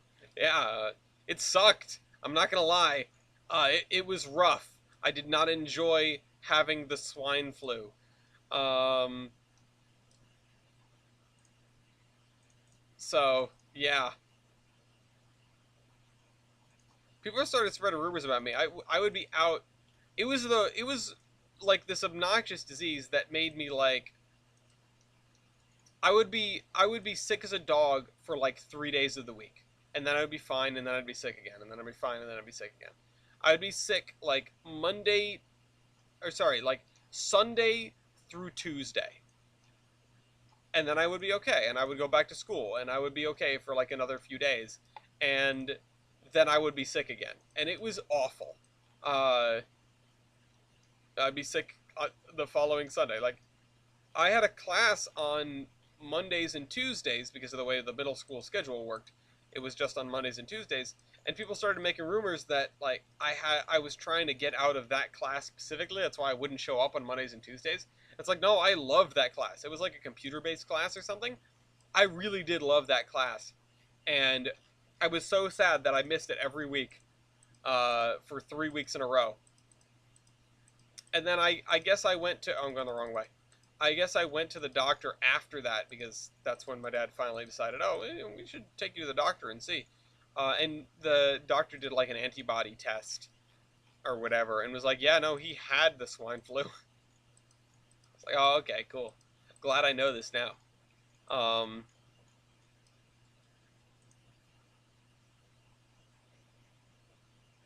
so yeah, that's my first-hand experience of what the swine flu was like.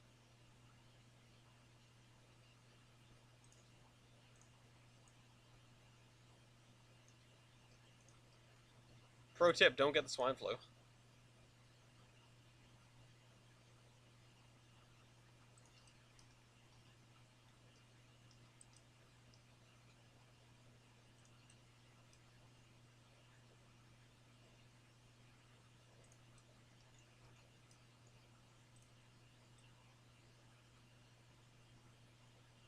All right,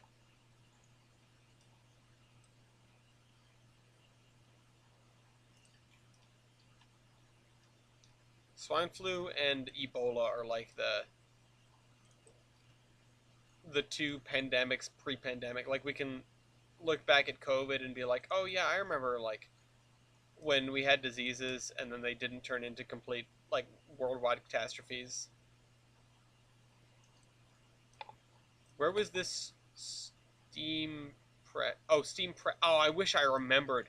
I wish I remembered. I probably have to ask my mom, because she's the one that took me, and that's why she like felt so bad for me, because she saw that I was just like miserable and delirious, and that might have been what pushed her over the top to like yell at my dad to take me to a physician, take me to a doctor.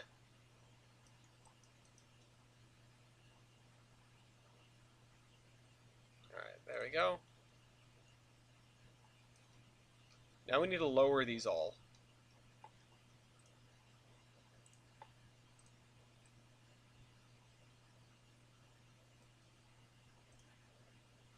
Oh yeah, bird flu. Bird flu. That was another one that came and went. I mean, I'm sure it's just entered like the long list of normal flu strains that show up in the average fall, but oh,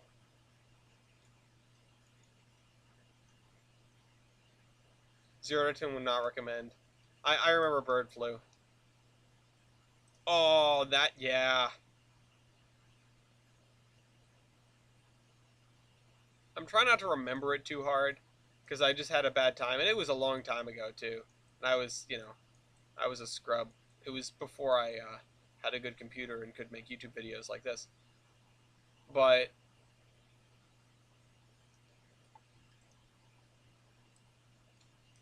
like, I was just out of it.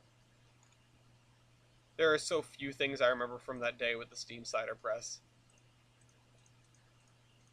That's something that WWF needs. I want them to get a Steam powered cider press. That'd be awesome. I wonder if there's anybody up there with an orchard. Because I know they've got like a lavender farm and stuff. But I wonder if there's anybody up there with an orchard. Oh, it says, oh, can I change the name on it? Please tell me I can change the name on it. Nope. Oh man, it's gonna say Pittston forever? Oh, that's upsetting.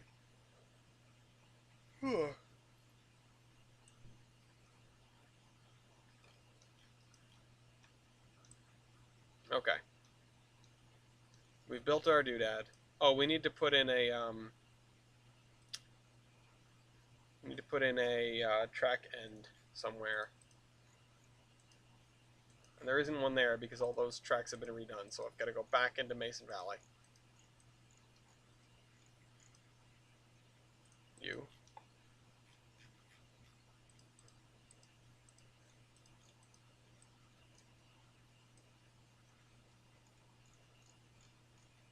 this is starting to look like something anyway. We're going to need to add the multiple industry and the station industries. Customizable sign covering the station sign. That's actually clever. Let's see.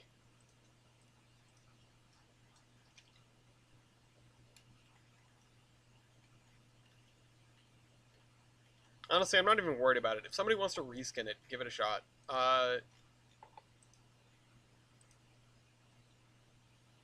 What did I want to grab? Oh, right, the station. Let's go to Pan Am.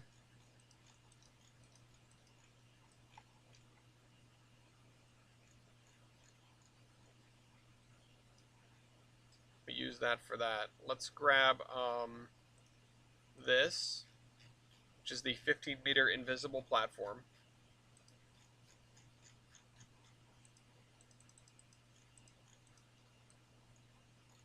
And we'll put it right over here. We'll put 2 of them, as a matter of fact. Oh, and the only issue with these is going to be the fact that they,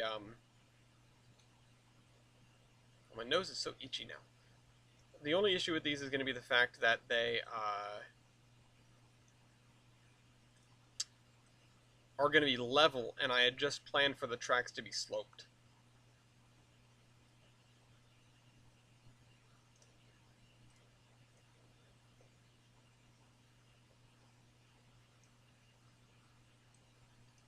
Okay. See? Look at that.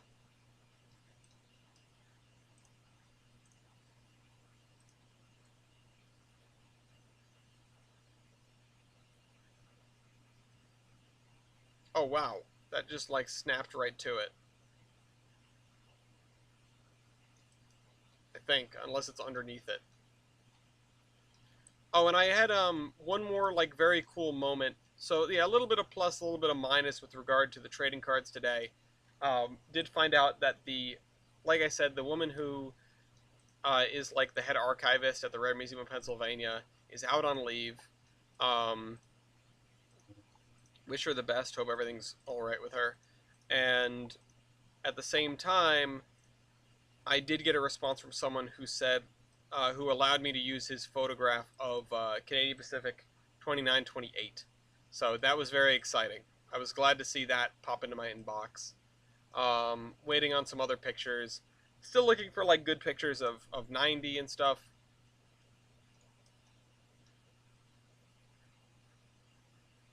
Or, like, Matt put up a pretty good picture that I liked, so I might end up going with that. There's another picture of 90 that Ryan put up that is very tempting because it's a good shot and it's, like, the perfect angle, but it's a snip from a video of his, which, oops, I'm using the wrong tool, which means it's kind of blurry, and I don't know how it's going to turn out, actually, if I decide to go with it. So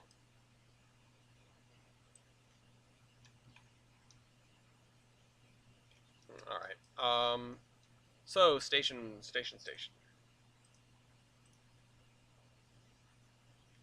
Initial number of oh yeah. So passenger behavior.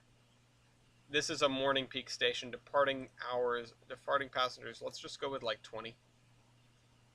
And let's go with 0.03. Oh. Dude.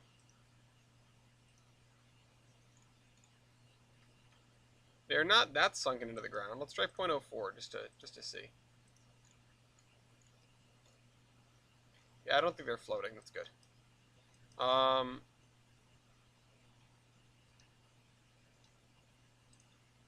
right, now this one. Let's do 20 and 2. And we'll probably change that again later as it comes up. Actually, no, this is a fairly...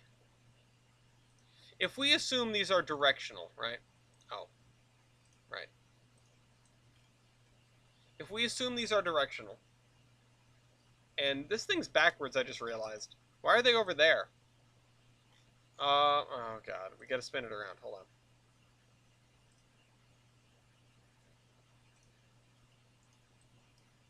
If the directionality of this station is sort of like normal, like as we would expect it, oh shucks. Let's undo that. Then this is our inbound, and this is our outbound. It doesn't necessarily make a difference, actually. Alright, split this, please. Oh, it's right there. I was clicking in the wrong spot, is what was up. Go, go, go.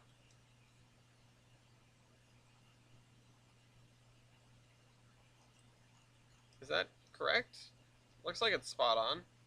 What about this end? Yeah, okay.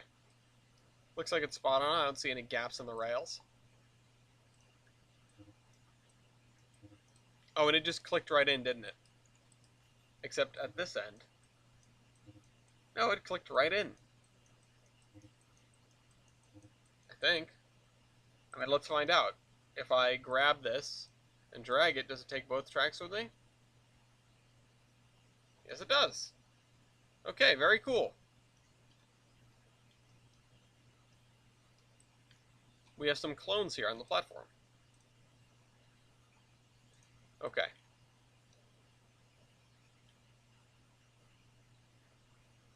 Oh man, my freaking nose is killing me.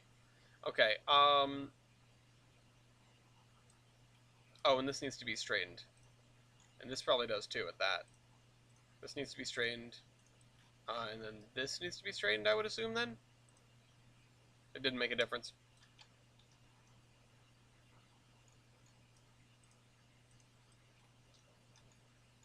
Oh wait, let me get rid of this spline point. And straighten it. Okay, there we go.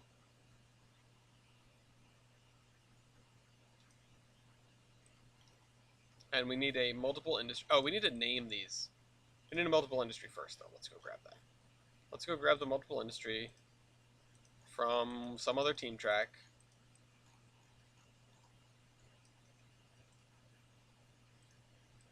Although, I think I can just use a regular multiple industry new. No, wait, I need a smaller one.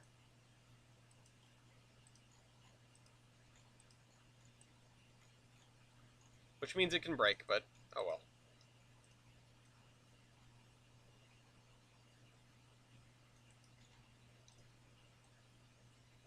Alright, put this like right in front of the thing. I want to give plenty of room between it and the end of track so the AI does not get confused.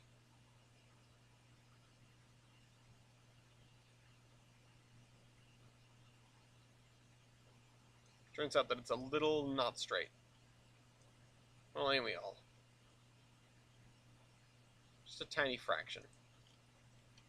Okay. Split the... Oh, wait. Need to add a spline point, then split the spline. Then... Wrong... I didn't really want to grab that one, but alright. And then I need to slide this guy back onto the track. Okay.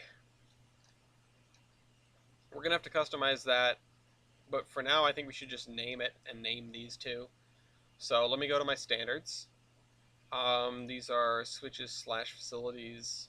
Oh, station track is different. Town railroad name track. So, I think Doe Cliff is DC. Yes. So this is DC VMR, or VM, I guess. Woolgar Mountains. DC VM name track. Upper Doe Cliff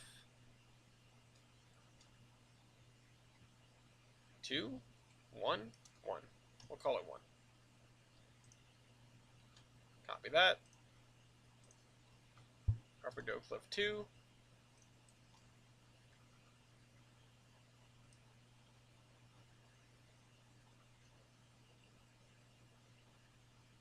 Yeah, I think the outside track will be more heavily trafficked in off-peak times than the inside track, but it doesn't really make a difference.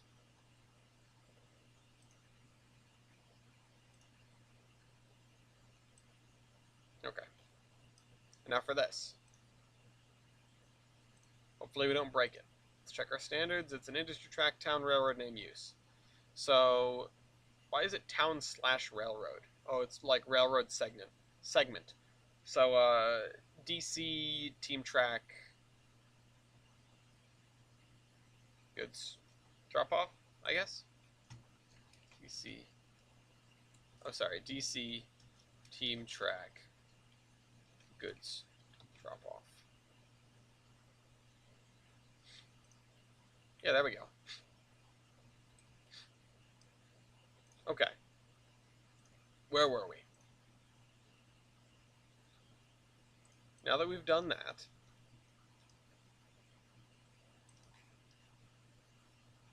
I don't actually know what to do. It's 9:09. I don't necessarily feel like continuing with this up here right now, but I am happy with the way it came out. I don't want to start doing little fiddly bits until we get the bigger stuff done, and the whole town of Doe Cliff is going to have to get done at one point or another. I'm just not ready to start that right now. Something I do want to do is take this and just see how it looks with regards to, why can I not rotate slowly? There we go. With regards to my map. So let's grab the snipping tool, which I don't think I have open. And just grab this. Oh, you know what? Hold on. Let's do map options.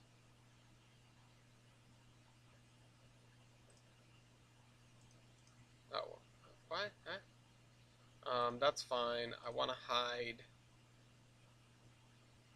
consists. That sounds right.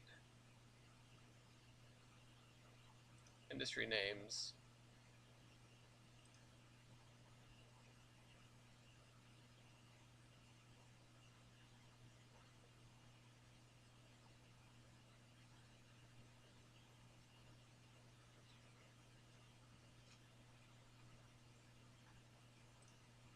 Consists. Named items, I probably need to turn off. Okay. Let's just try it like that. So, snipping tool, re-snip this, and I will switch to my full screen view for everyone so that you can see what I'm about to do, which is go into the Tolbrand level, and paste this. I don't know where I got pasted.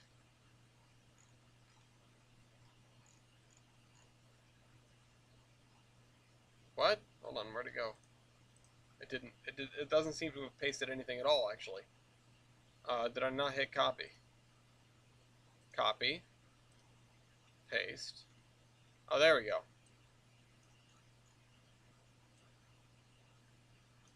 Oops, hold on. Nope.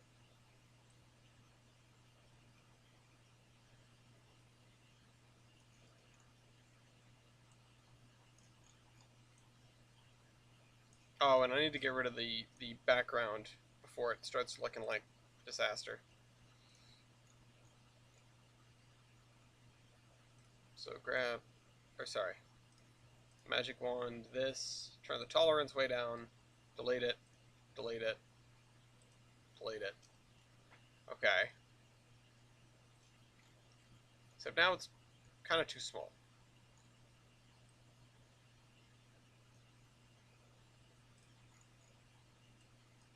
Well, whatever. We'll make it work.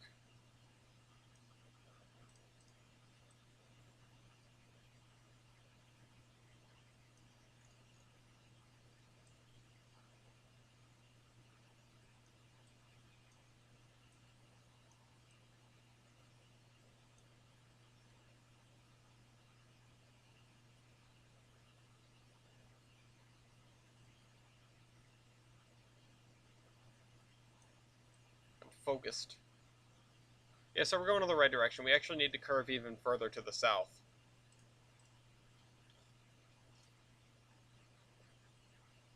So yeah, we're doing it. We need to go. We need to go more south. That's it. Anyway, I like how that's turning out. So, what's next? Well, it's 9:13. We got about 45 minutes left. Now I'm gonna actually have to end this a little bit early because I gotta walk down and get Gloria. Gloria is working the late shift today. So, with that in mind, we have this train, the Lionhead Turn. We need to put the Lionhead Turn into the spreadsheet, which is this spreadsheet, switch lists. And this starts with like a symbol that I don't know yet, but railroad VMR symbol Lionhead Turn, origin olive destination turn, power, oh excuse me, VMR, I think it's 212, description, Lionhead Turn. And we have producers and consumers here, and some sidings, which this starts on Olive Butler Industrial Park Track 3, which the capacity is I don't quite know. Let's measure it. Let's see, measure rulers. From here to, it's going to be a little bit more than the other one, isn't it? Oh, we even went short. All right, hold on. It's 2673. It's about half a mile. If I take 2673 and divide it by 40 feet boxcars, we get 66, which is, yeah, it's actually about the same. And it starts with,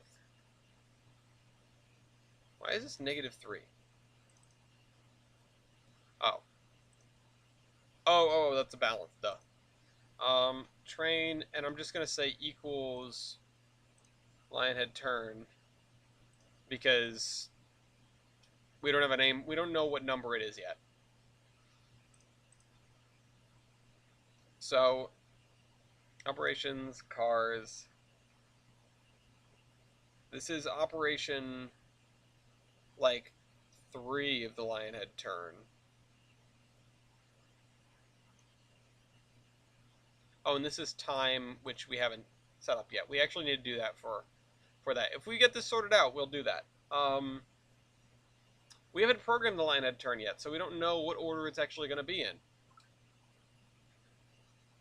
which presents a problem. But at least we can enter... Oh, these things are already all entered. Let's see really quick. Lionhead Colliery. Hi, Lafayette. Equals Lionhead Turn. It's going to take out 4 carloads, or minus 4 carloads. Or sorry. It will take 4 carloads. Oh wait, no. How come? If I put -4, it's not adding 4.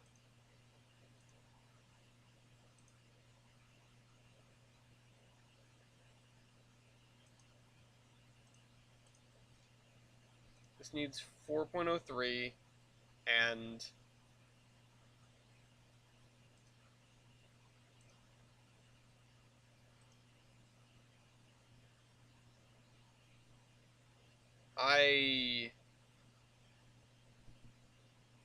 I am confused.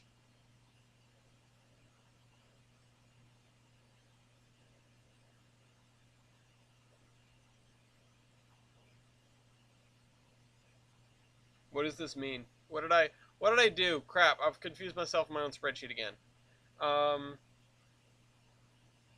Mopac what? So demand load, so a balance of 15. This does not make any goddamn sense. Meanwhile, consumers,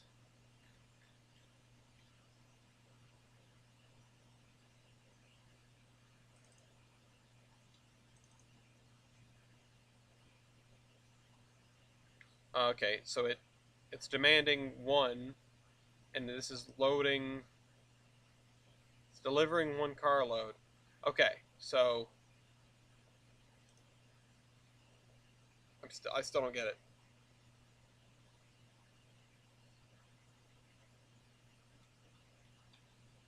Why does why is positive a good thing for both of these? Because it is. Because it just is. It just is. It is. Because it's saying this is the demand, right? This is how much it wants to be moved.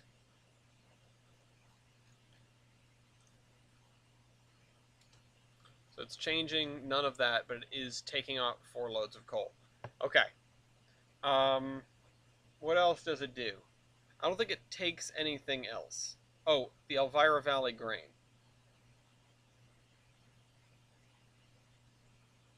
It's Mason Valley. Okay. VMR mainline and Elvira Valley grain. Let's just do that. Equals line head turn. Equals line head turn. It takes away a carload.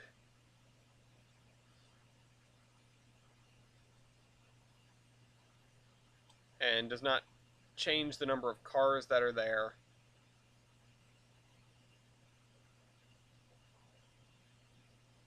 What else does the line head turn do? It does like 4 things, right? I mean, let's look at it. There's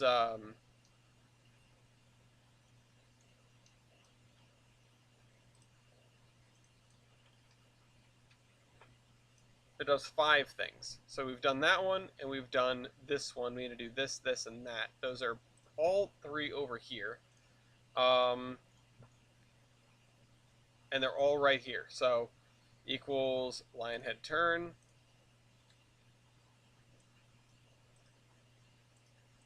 Oh.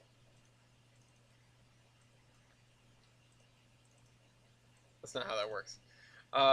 Carloads 1, 2, oh, sorry, 1, 1, 2. And 0, 0, 0. And we don't know what time that happens. We don't know what order that happens in.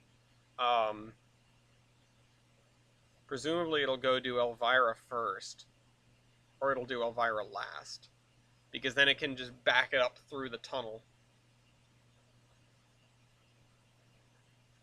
Yeah, I don't know. Doing the line head turn is going to be a really interesting one to figure out how to program, which we could do that now.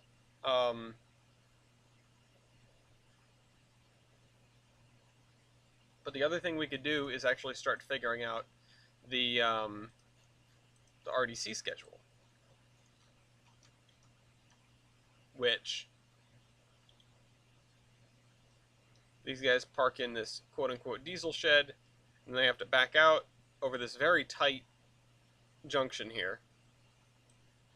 Yeah, it's like a model railroad junction, these two. This one is very short. Part of me wants to just drive this and see how it turns out. Edit session, schedule library. A few more passenger service, northbound commuter 1. And then we're going to have like 3 of these. Well, one of them is going to be just, well, just drive to here and stop and turn around and go the other way.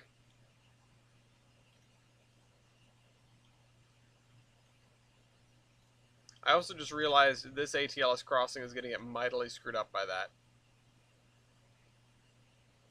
So, oh well. Gonna have to deal.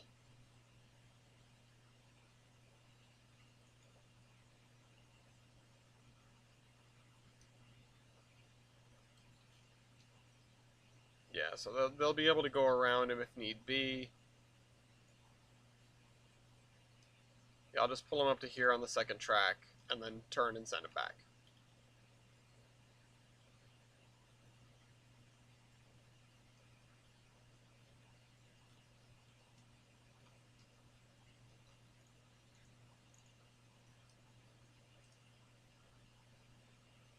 It'll actually be called commuter short. Commuter short. Which, actually, this should be just commuter short, right?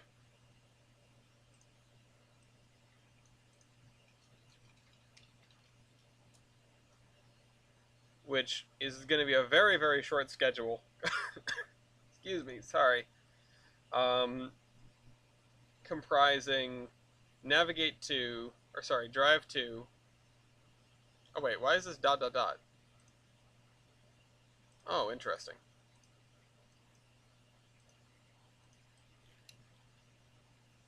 Are there track marks here for you to use? No. There should be some right at the edge of the map.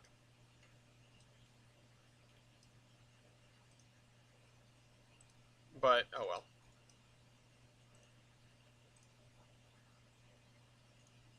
Let's put these here. What did I name the Gilson Eastern ones?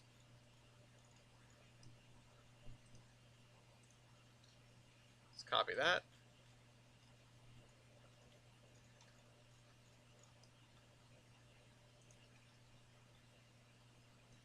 So VM, oh that's MN.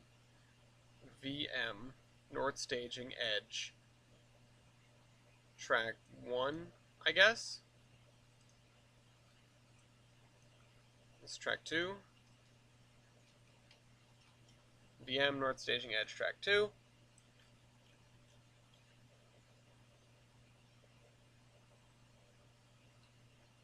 And then you'll go to here, right? It's mostly in case another passenger train has to pass on this side because of the way the doodads are set up. Oh, my neck. Okay, yeah. And then I can just have him run to the portal because it's not set up to have them repeat yet. So, which this is probably something I should rename VMR northbound portal. It should probably be called, let's assume it's a facility, I guess.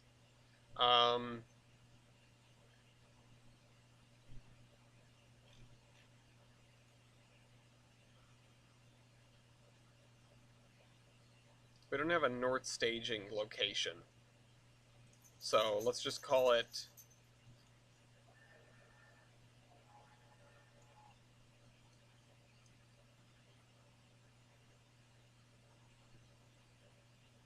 oh right. Yeah, so it would just be like NS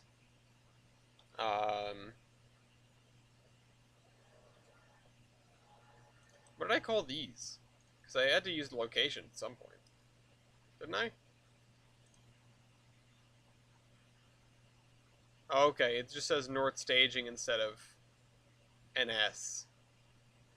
So yeah, I'll spell out North Staging, I suppose. VM North Staging northbound.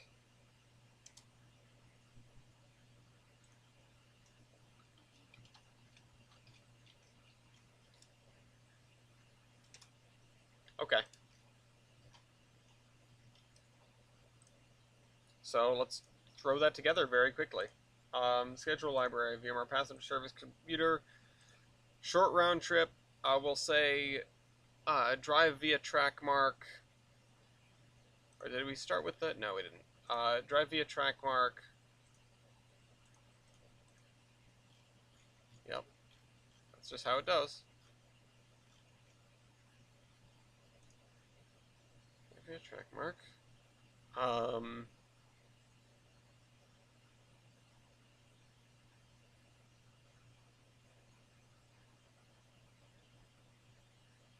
VM North Staging Edge 2. That's what we said. Drive to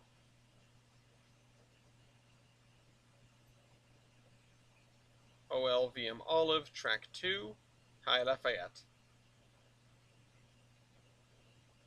Unload. Load.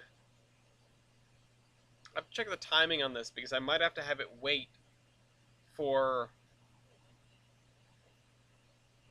like the short round trip 1 or 2. I mean, look at the timings here, because this is going to be this train, which appears at 6:35, and it goes down. Oh, this is not going to be this train. This is going to be this train, which appears at 7:35, and it goes to Olive, and then it probably does turn immediately and then go back off map.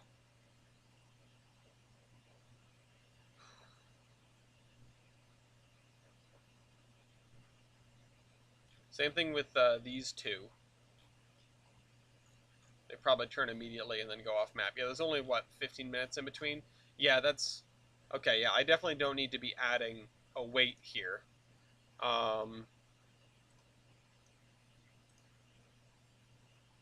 So we'll do a horns. Where's horns? Horns.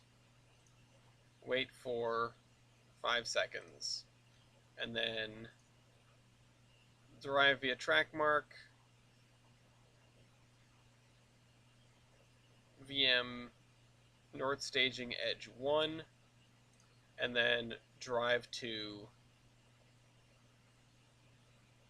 VM North Staging northbound, or northbound.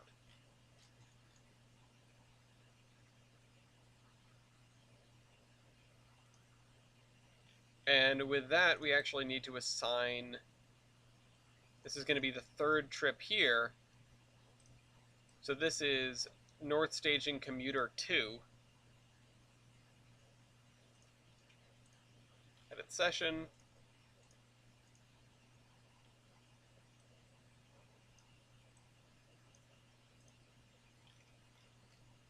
Select track mark, VM North Staging Commuter 2. And it's going to be a wait until 7:35. Or just wait for 5 seconds. Wait for 5 seconds. Wait until 7:35.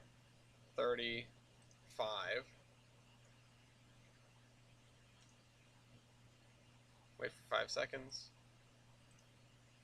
Horns. And then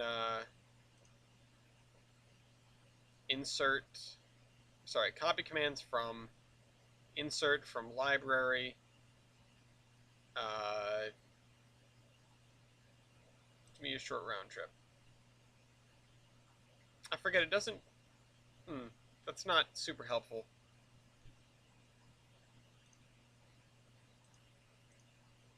Oh, this is a really important thing. I could have it just back right into this slot here. Huh.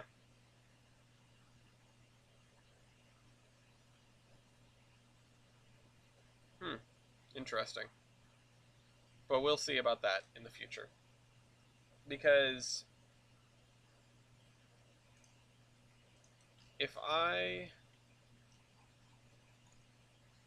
this isn't like a double slip switch. This is, because that's to the, or it's a single slip anyway. That's to the doodad. This is for the freight stuff. This is for the passenger stuff.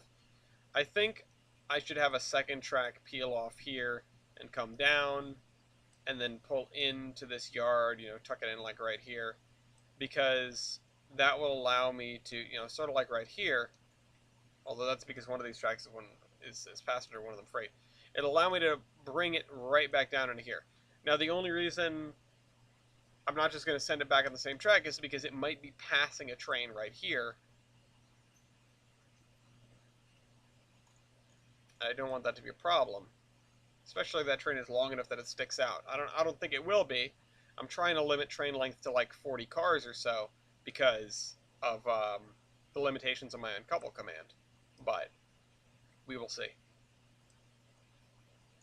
I could always just turn this into like a double doodad. But yeah, I could absolutely have him come in and just like pull in and run to the back of the track and then come back to here.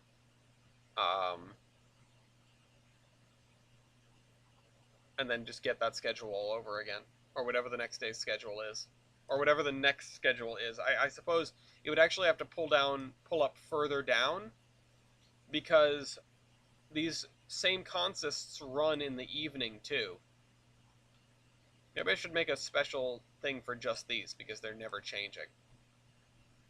It's interesting. Interesting, like food for thought, I guess. And I'd like to run this, but I don't actually have a way to, really. Edit sessions, schedule library. We'll just have to call it VMR commuter short round trip, because that's going to be the only one of those, that's for sure.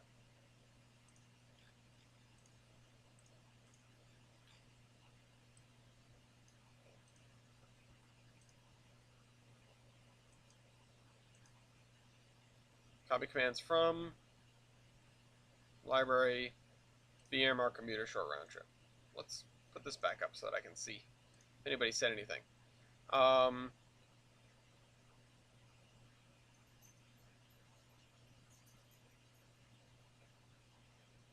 Yeah, no, Lionhead turn is definitely going to be its own thing in terms of programming. It's probably going to be more than one. The thing is, the reason I was pressing getting this done so hard, and the schedule in general, is because the operations on the main line need to mesh with the schedule of these trains. So, yeah. Now this is going to have to pull all the way up here. And that's going to be a lot tougher. Now that we have this, we can actually do it. But that's what's going to happen. You have to pull all the way up here into this platform, or this one, whichever. And then reverse back that way.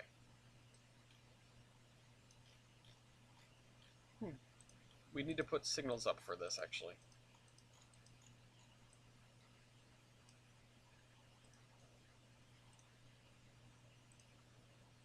Hi, Lafayette. Lafayette's like, where's Mommy? I miss Mommy. I know, Pupper.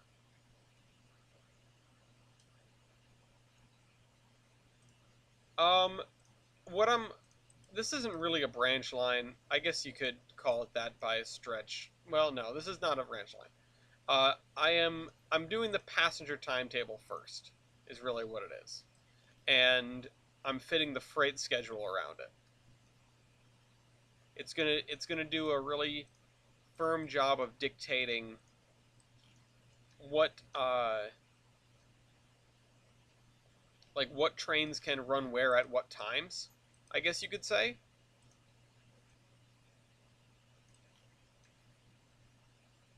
And that is going to be immensely helpful with the things that we're working on with regards to the intermodal train and the Lionhead turn. Because I need to find room for those. I don't really want the Lionhead turn trying to operate at the same time as I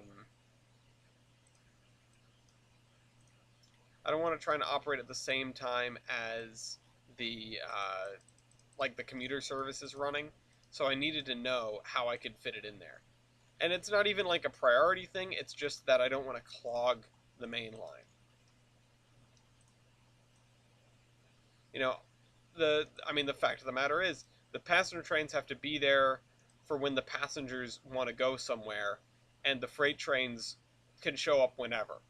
So I build the passenger schedule first because that's the rigid thing. If I built the freight schedule first, or if I put the freight trains out there and then tried to make the passenger trains work, I'd probably end up with a lot of congestion that could be avoided by just building a timetable smartly. Um, it really does not have much to do. Yeah, main lines are meant to be clogged. I know, I've played Railroad. Um, it really does not have much to do with who gets priority. It's more to do with just uh, what what needs to come first. Oh shucks.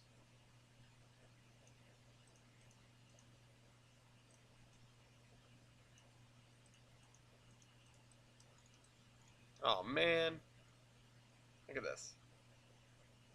Karina Island, yeah. Yeah, no, you're on a single track section in the middle of the main line. Yeah, good luck. Have fun. I want to slide this. I can slide this over. Oh my god. I just remembered.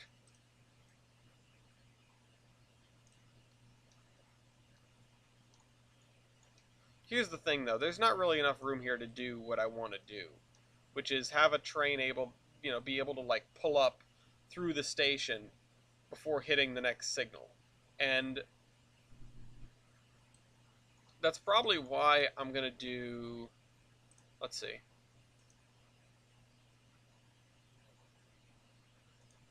Nope. Give me the damn signal. 20-mile backup. Ouch. Okay, so searchlight signal 04. Is there an 04L? No, of course not. Oh, there's 01 left.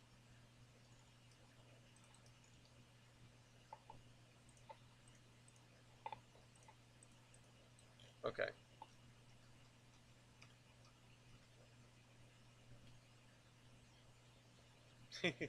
Yeah.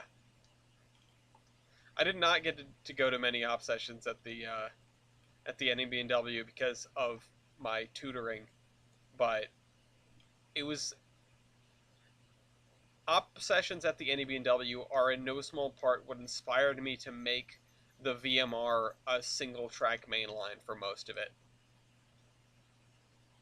I I liked that like maneuvering that you had to do.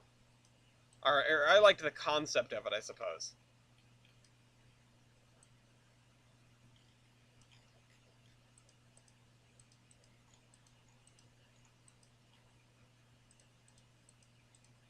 Okay. Can I turn on track marks? We're gonna need some track marks. Map options. Oh, markers are on. There just weren't any.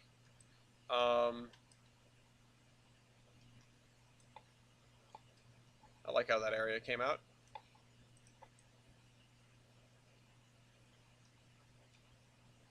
Yeah, the crash it crush. Right, we're gonna put these right in the middle of the bridge over the river.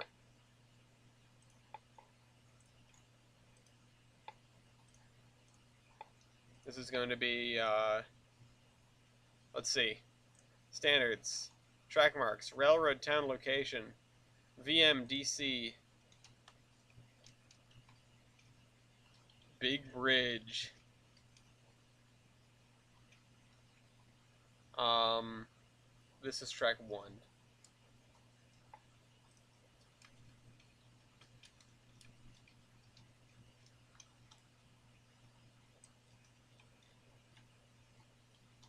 Okay.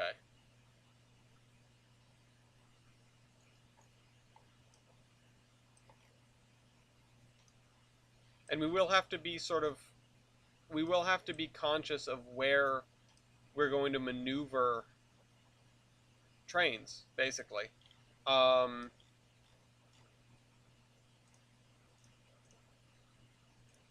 like where the trains are, because we're gonna have to put some things in the hole, and that's all gonna have to be pre-programmed, honestly. And I don't love the idea of doing that, but I can't do it any other way. So this northbound train just appears in Olive and then goes off the map. This southbound train, oops, the southbound train comes on system at 6:35 and runs all the way out, and then runs all the way back. So we need to make the long version of the turn schedule.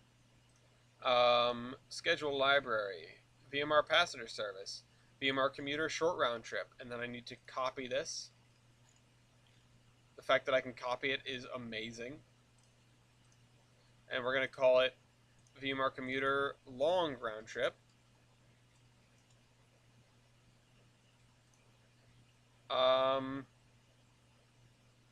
So you're going to go out to here. You're going to go to track 2. You're going to wait for 5 seconds. And then you're going to follow this in reverse. So you're going to drive via Vonotaro River track 2. Drive via track mark. VM Vonotaro River track. God damn it. Drive via track mark. VM Vonotaro River track 2. Then you're going to drive via Adams Station. Oh, sorry, you're going to go straight to Adams Station after that. Drive to AD VM Adams. You're going to wait for 5 seconds. Or sorry, you're going to unload and then load.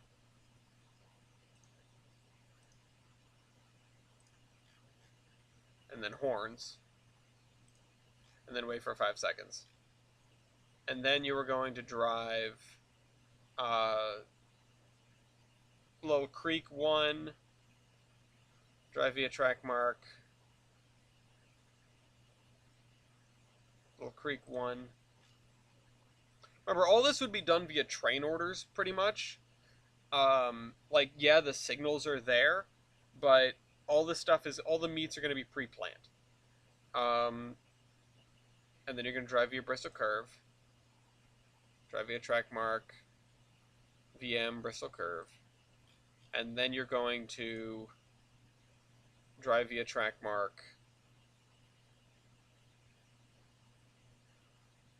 You're probably going to go on the track 1 side of the bridge. And then you're going to drive to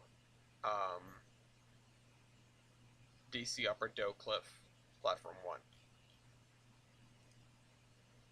Then you're going to unload. Then you're going to load. Then you're going to horn. And you're going to wait for 5 seconds.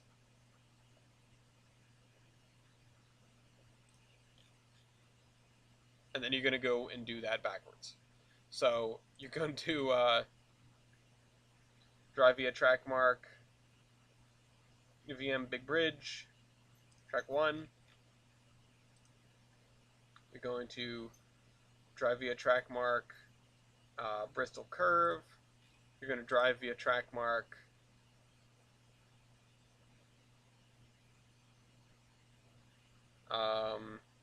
again, presumably you're just going to go down Little Creek track 1, unless something changes. Hi, Lafayette. Then you're going to go to Adams. Hi, Pupper. And you're going to unload and load and horns and wait for 5 seconds. Then you're going to drive via track mark. I think the next thing is the river, right?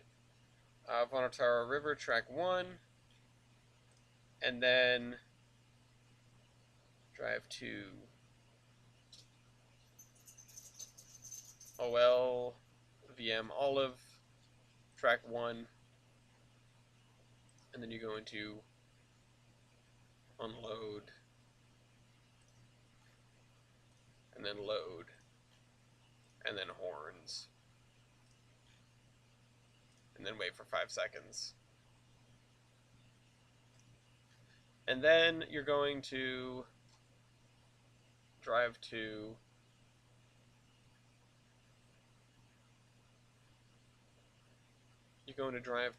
something else.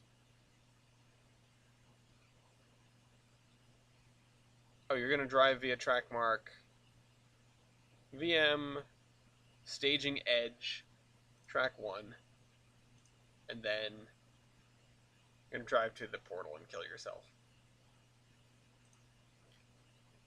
So for now, that's what's going to happen. When this is done, what's going to happen is the prototype for CSX.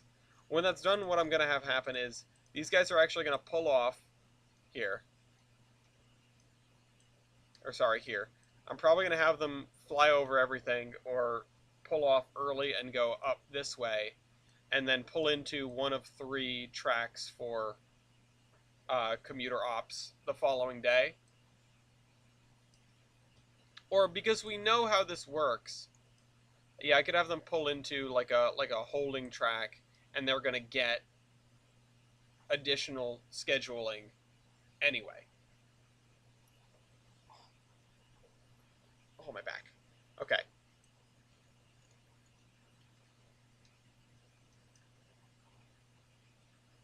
So like these are gonna give them their morning and their evening schedule, because which train is paired with what in the evening is kind of predetermined, sort of like the beach towel special thing,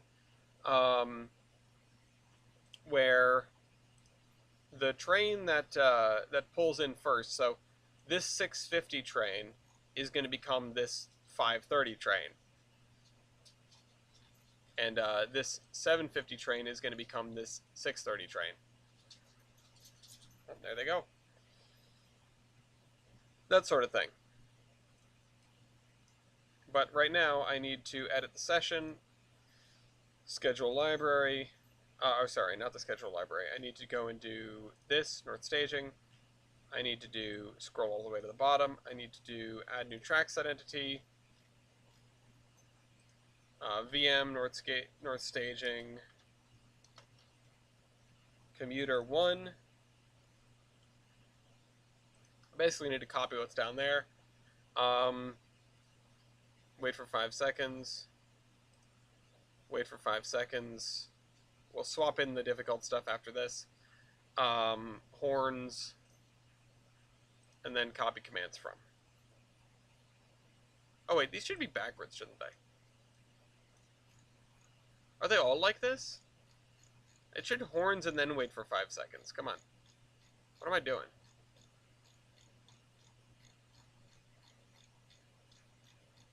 I'm gonna have to change all these. Why did I do this? When your time is up, when you're ready to go, you blow, and then you go. Or you wait 5 seconds, then you go.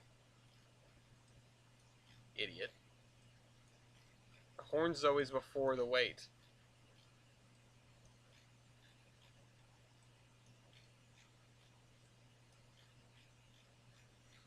Okay. Wait 5 seconds, and then copy commands from. Insert from library VMR commuter long round trip. And then this thing leaves an hour before this one. So this is 7:35. This is wait until, god damn it, wait until 6:35. And the thing that I'm curious about is, if I send this thing off, where will it meet the intermodal train? And then how am I going to have to adjust the intermodal train to deal with that? Something amazing that you guys didn't get to see was 3 trains working all of yard at once, which was the intermodal train taking its own caboose. They weren't all working the yard at once. olive switcher or olive branch 1 was down there, and then the lionhead turn was putting itself together, like going around the Y and everything. Um, and the intermodal train was taking its own caboose off and going to put itself away. So basically, these two engines, they take themselves out automatically now when the train is done, and they put themselves on their trains. So, that's something. We've actually made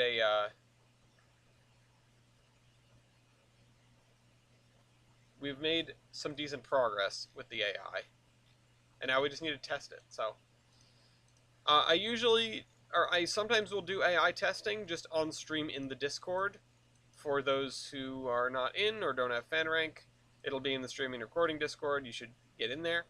The streaming recording channel, I should say. And yeah, that's it for today because I've got to go head down and pick up Gloria from work. So I'll see you guys next week. This is the Admiral signing off.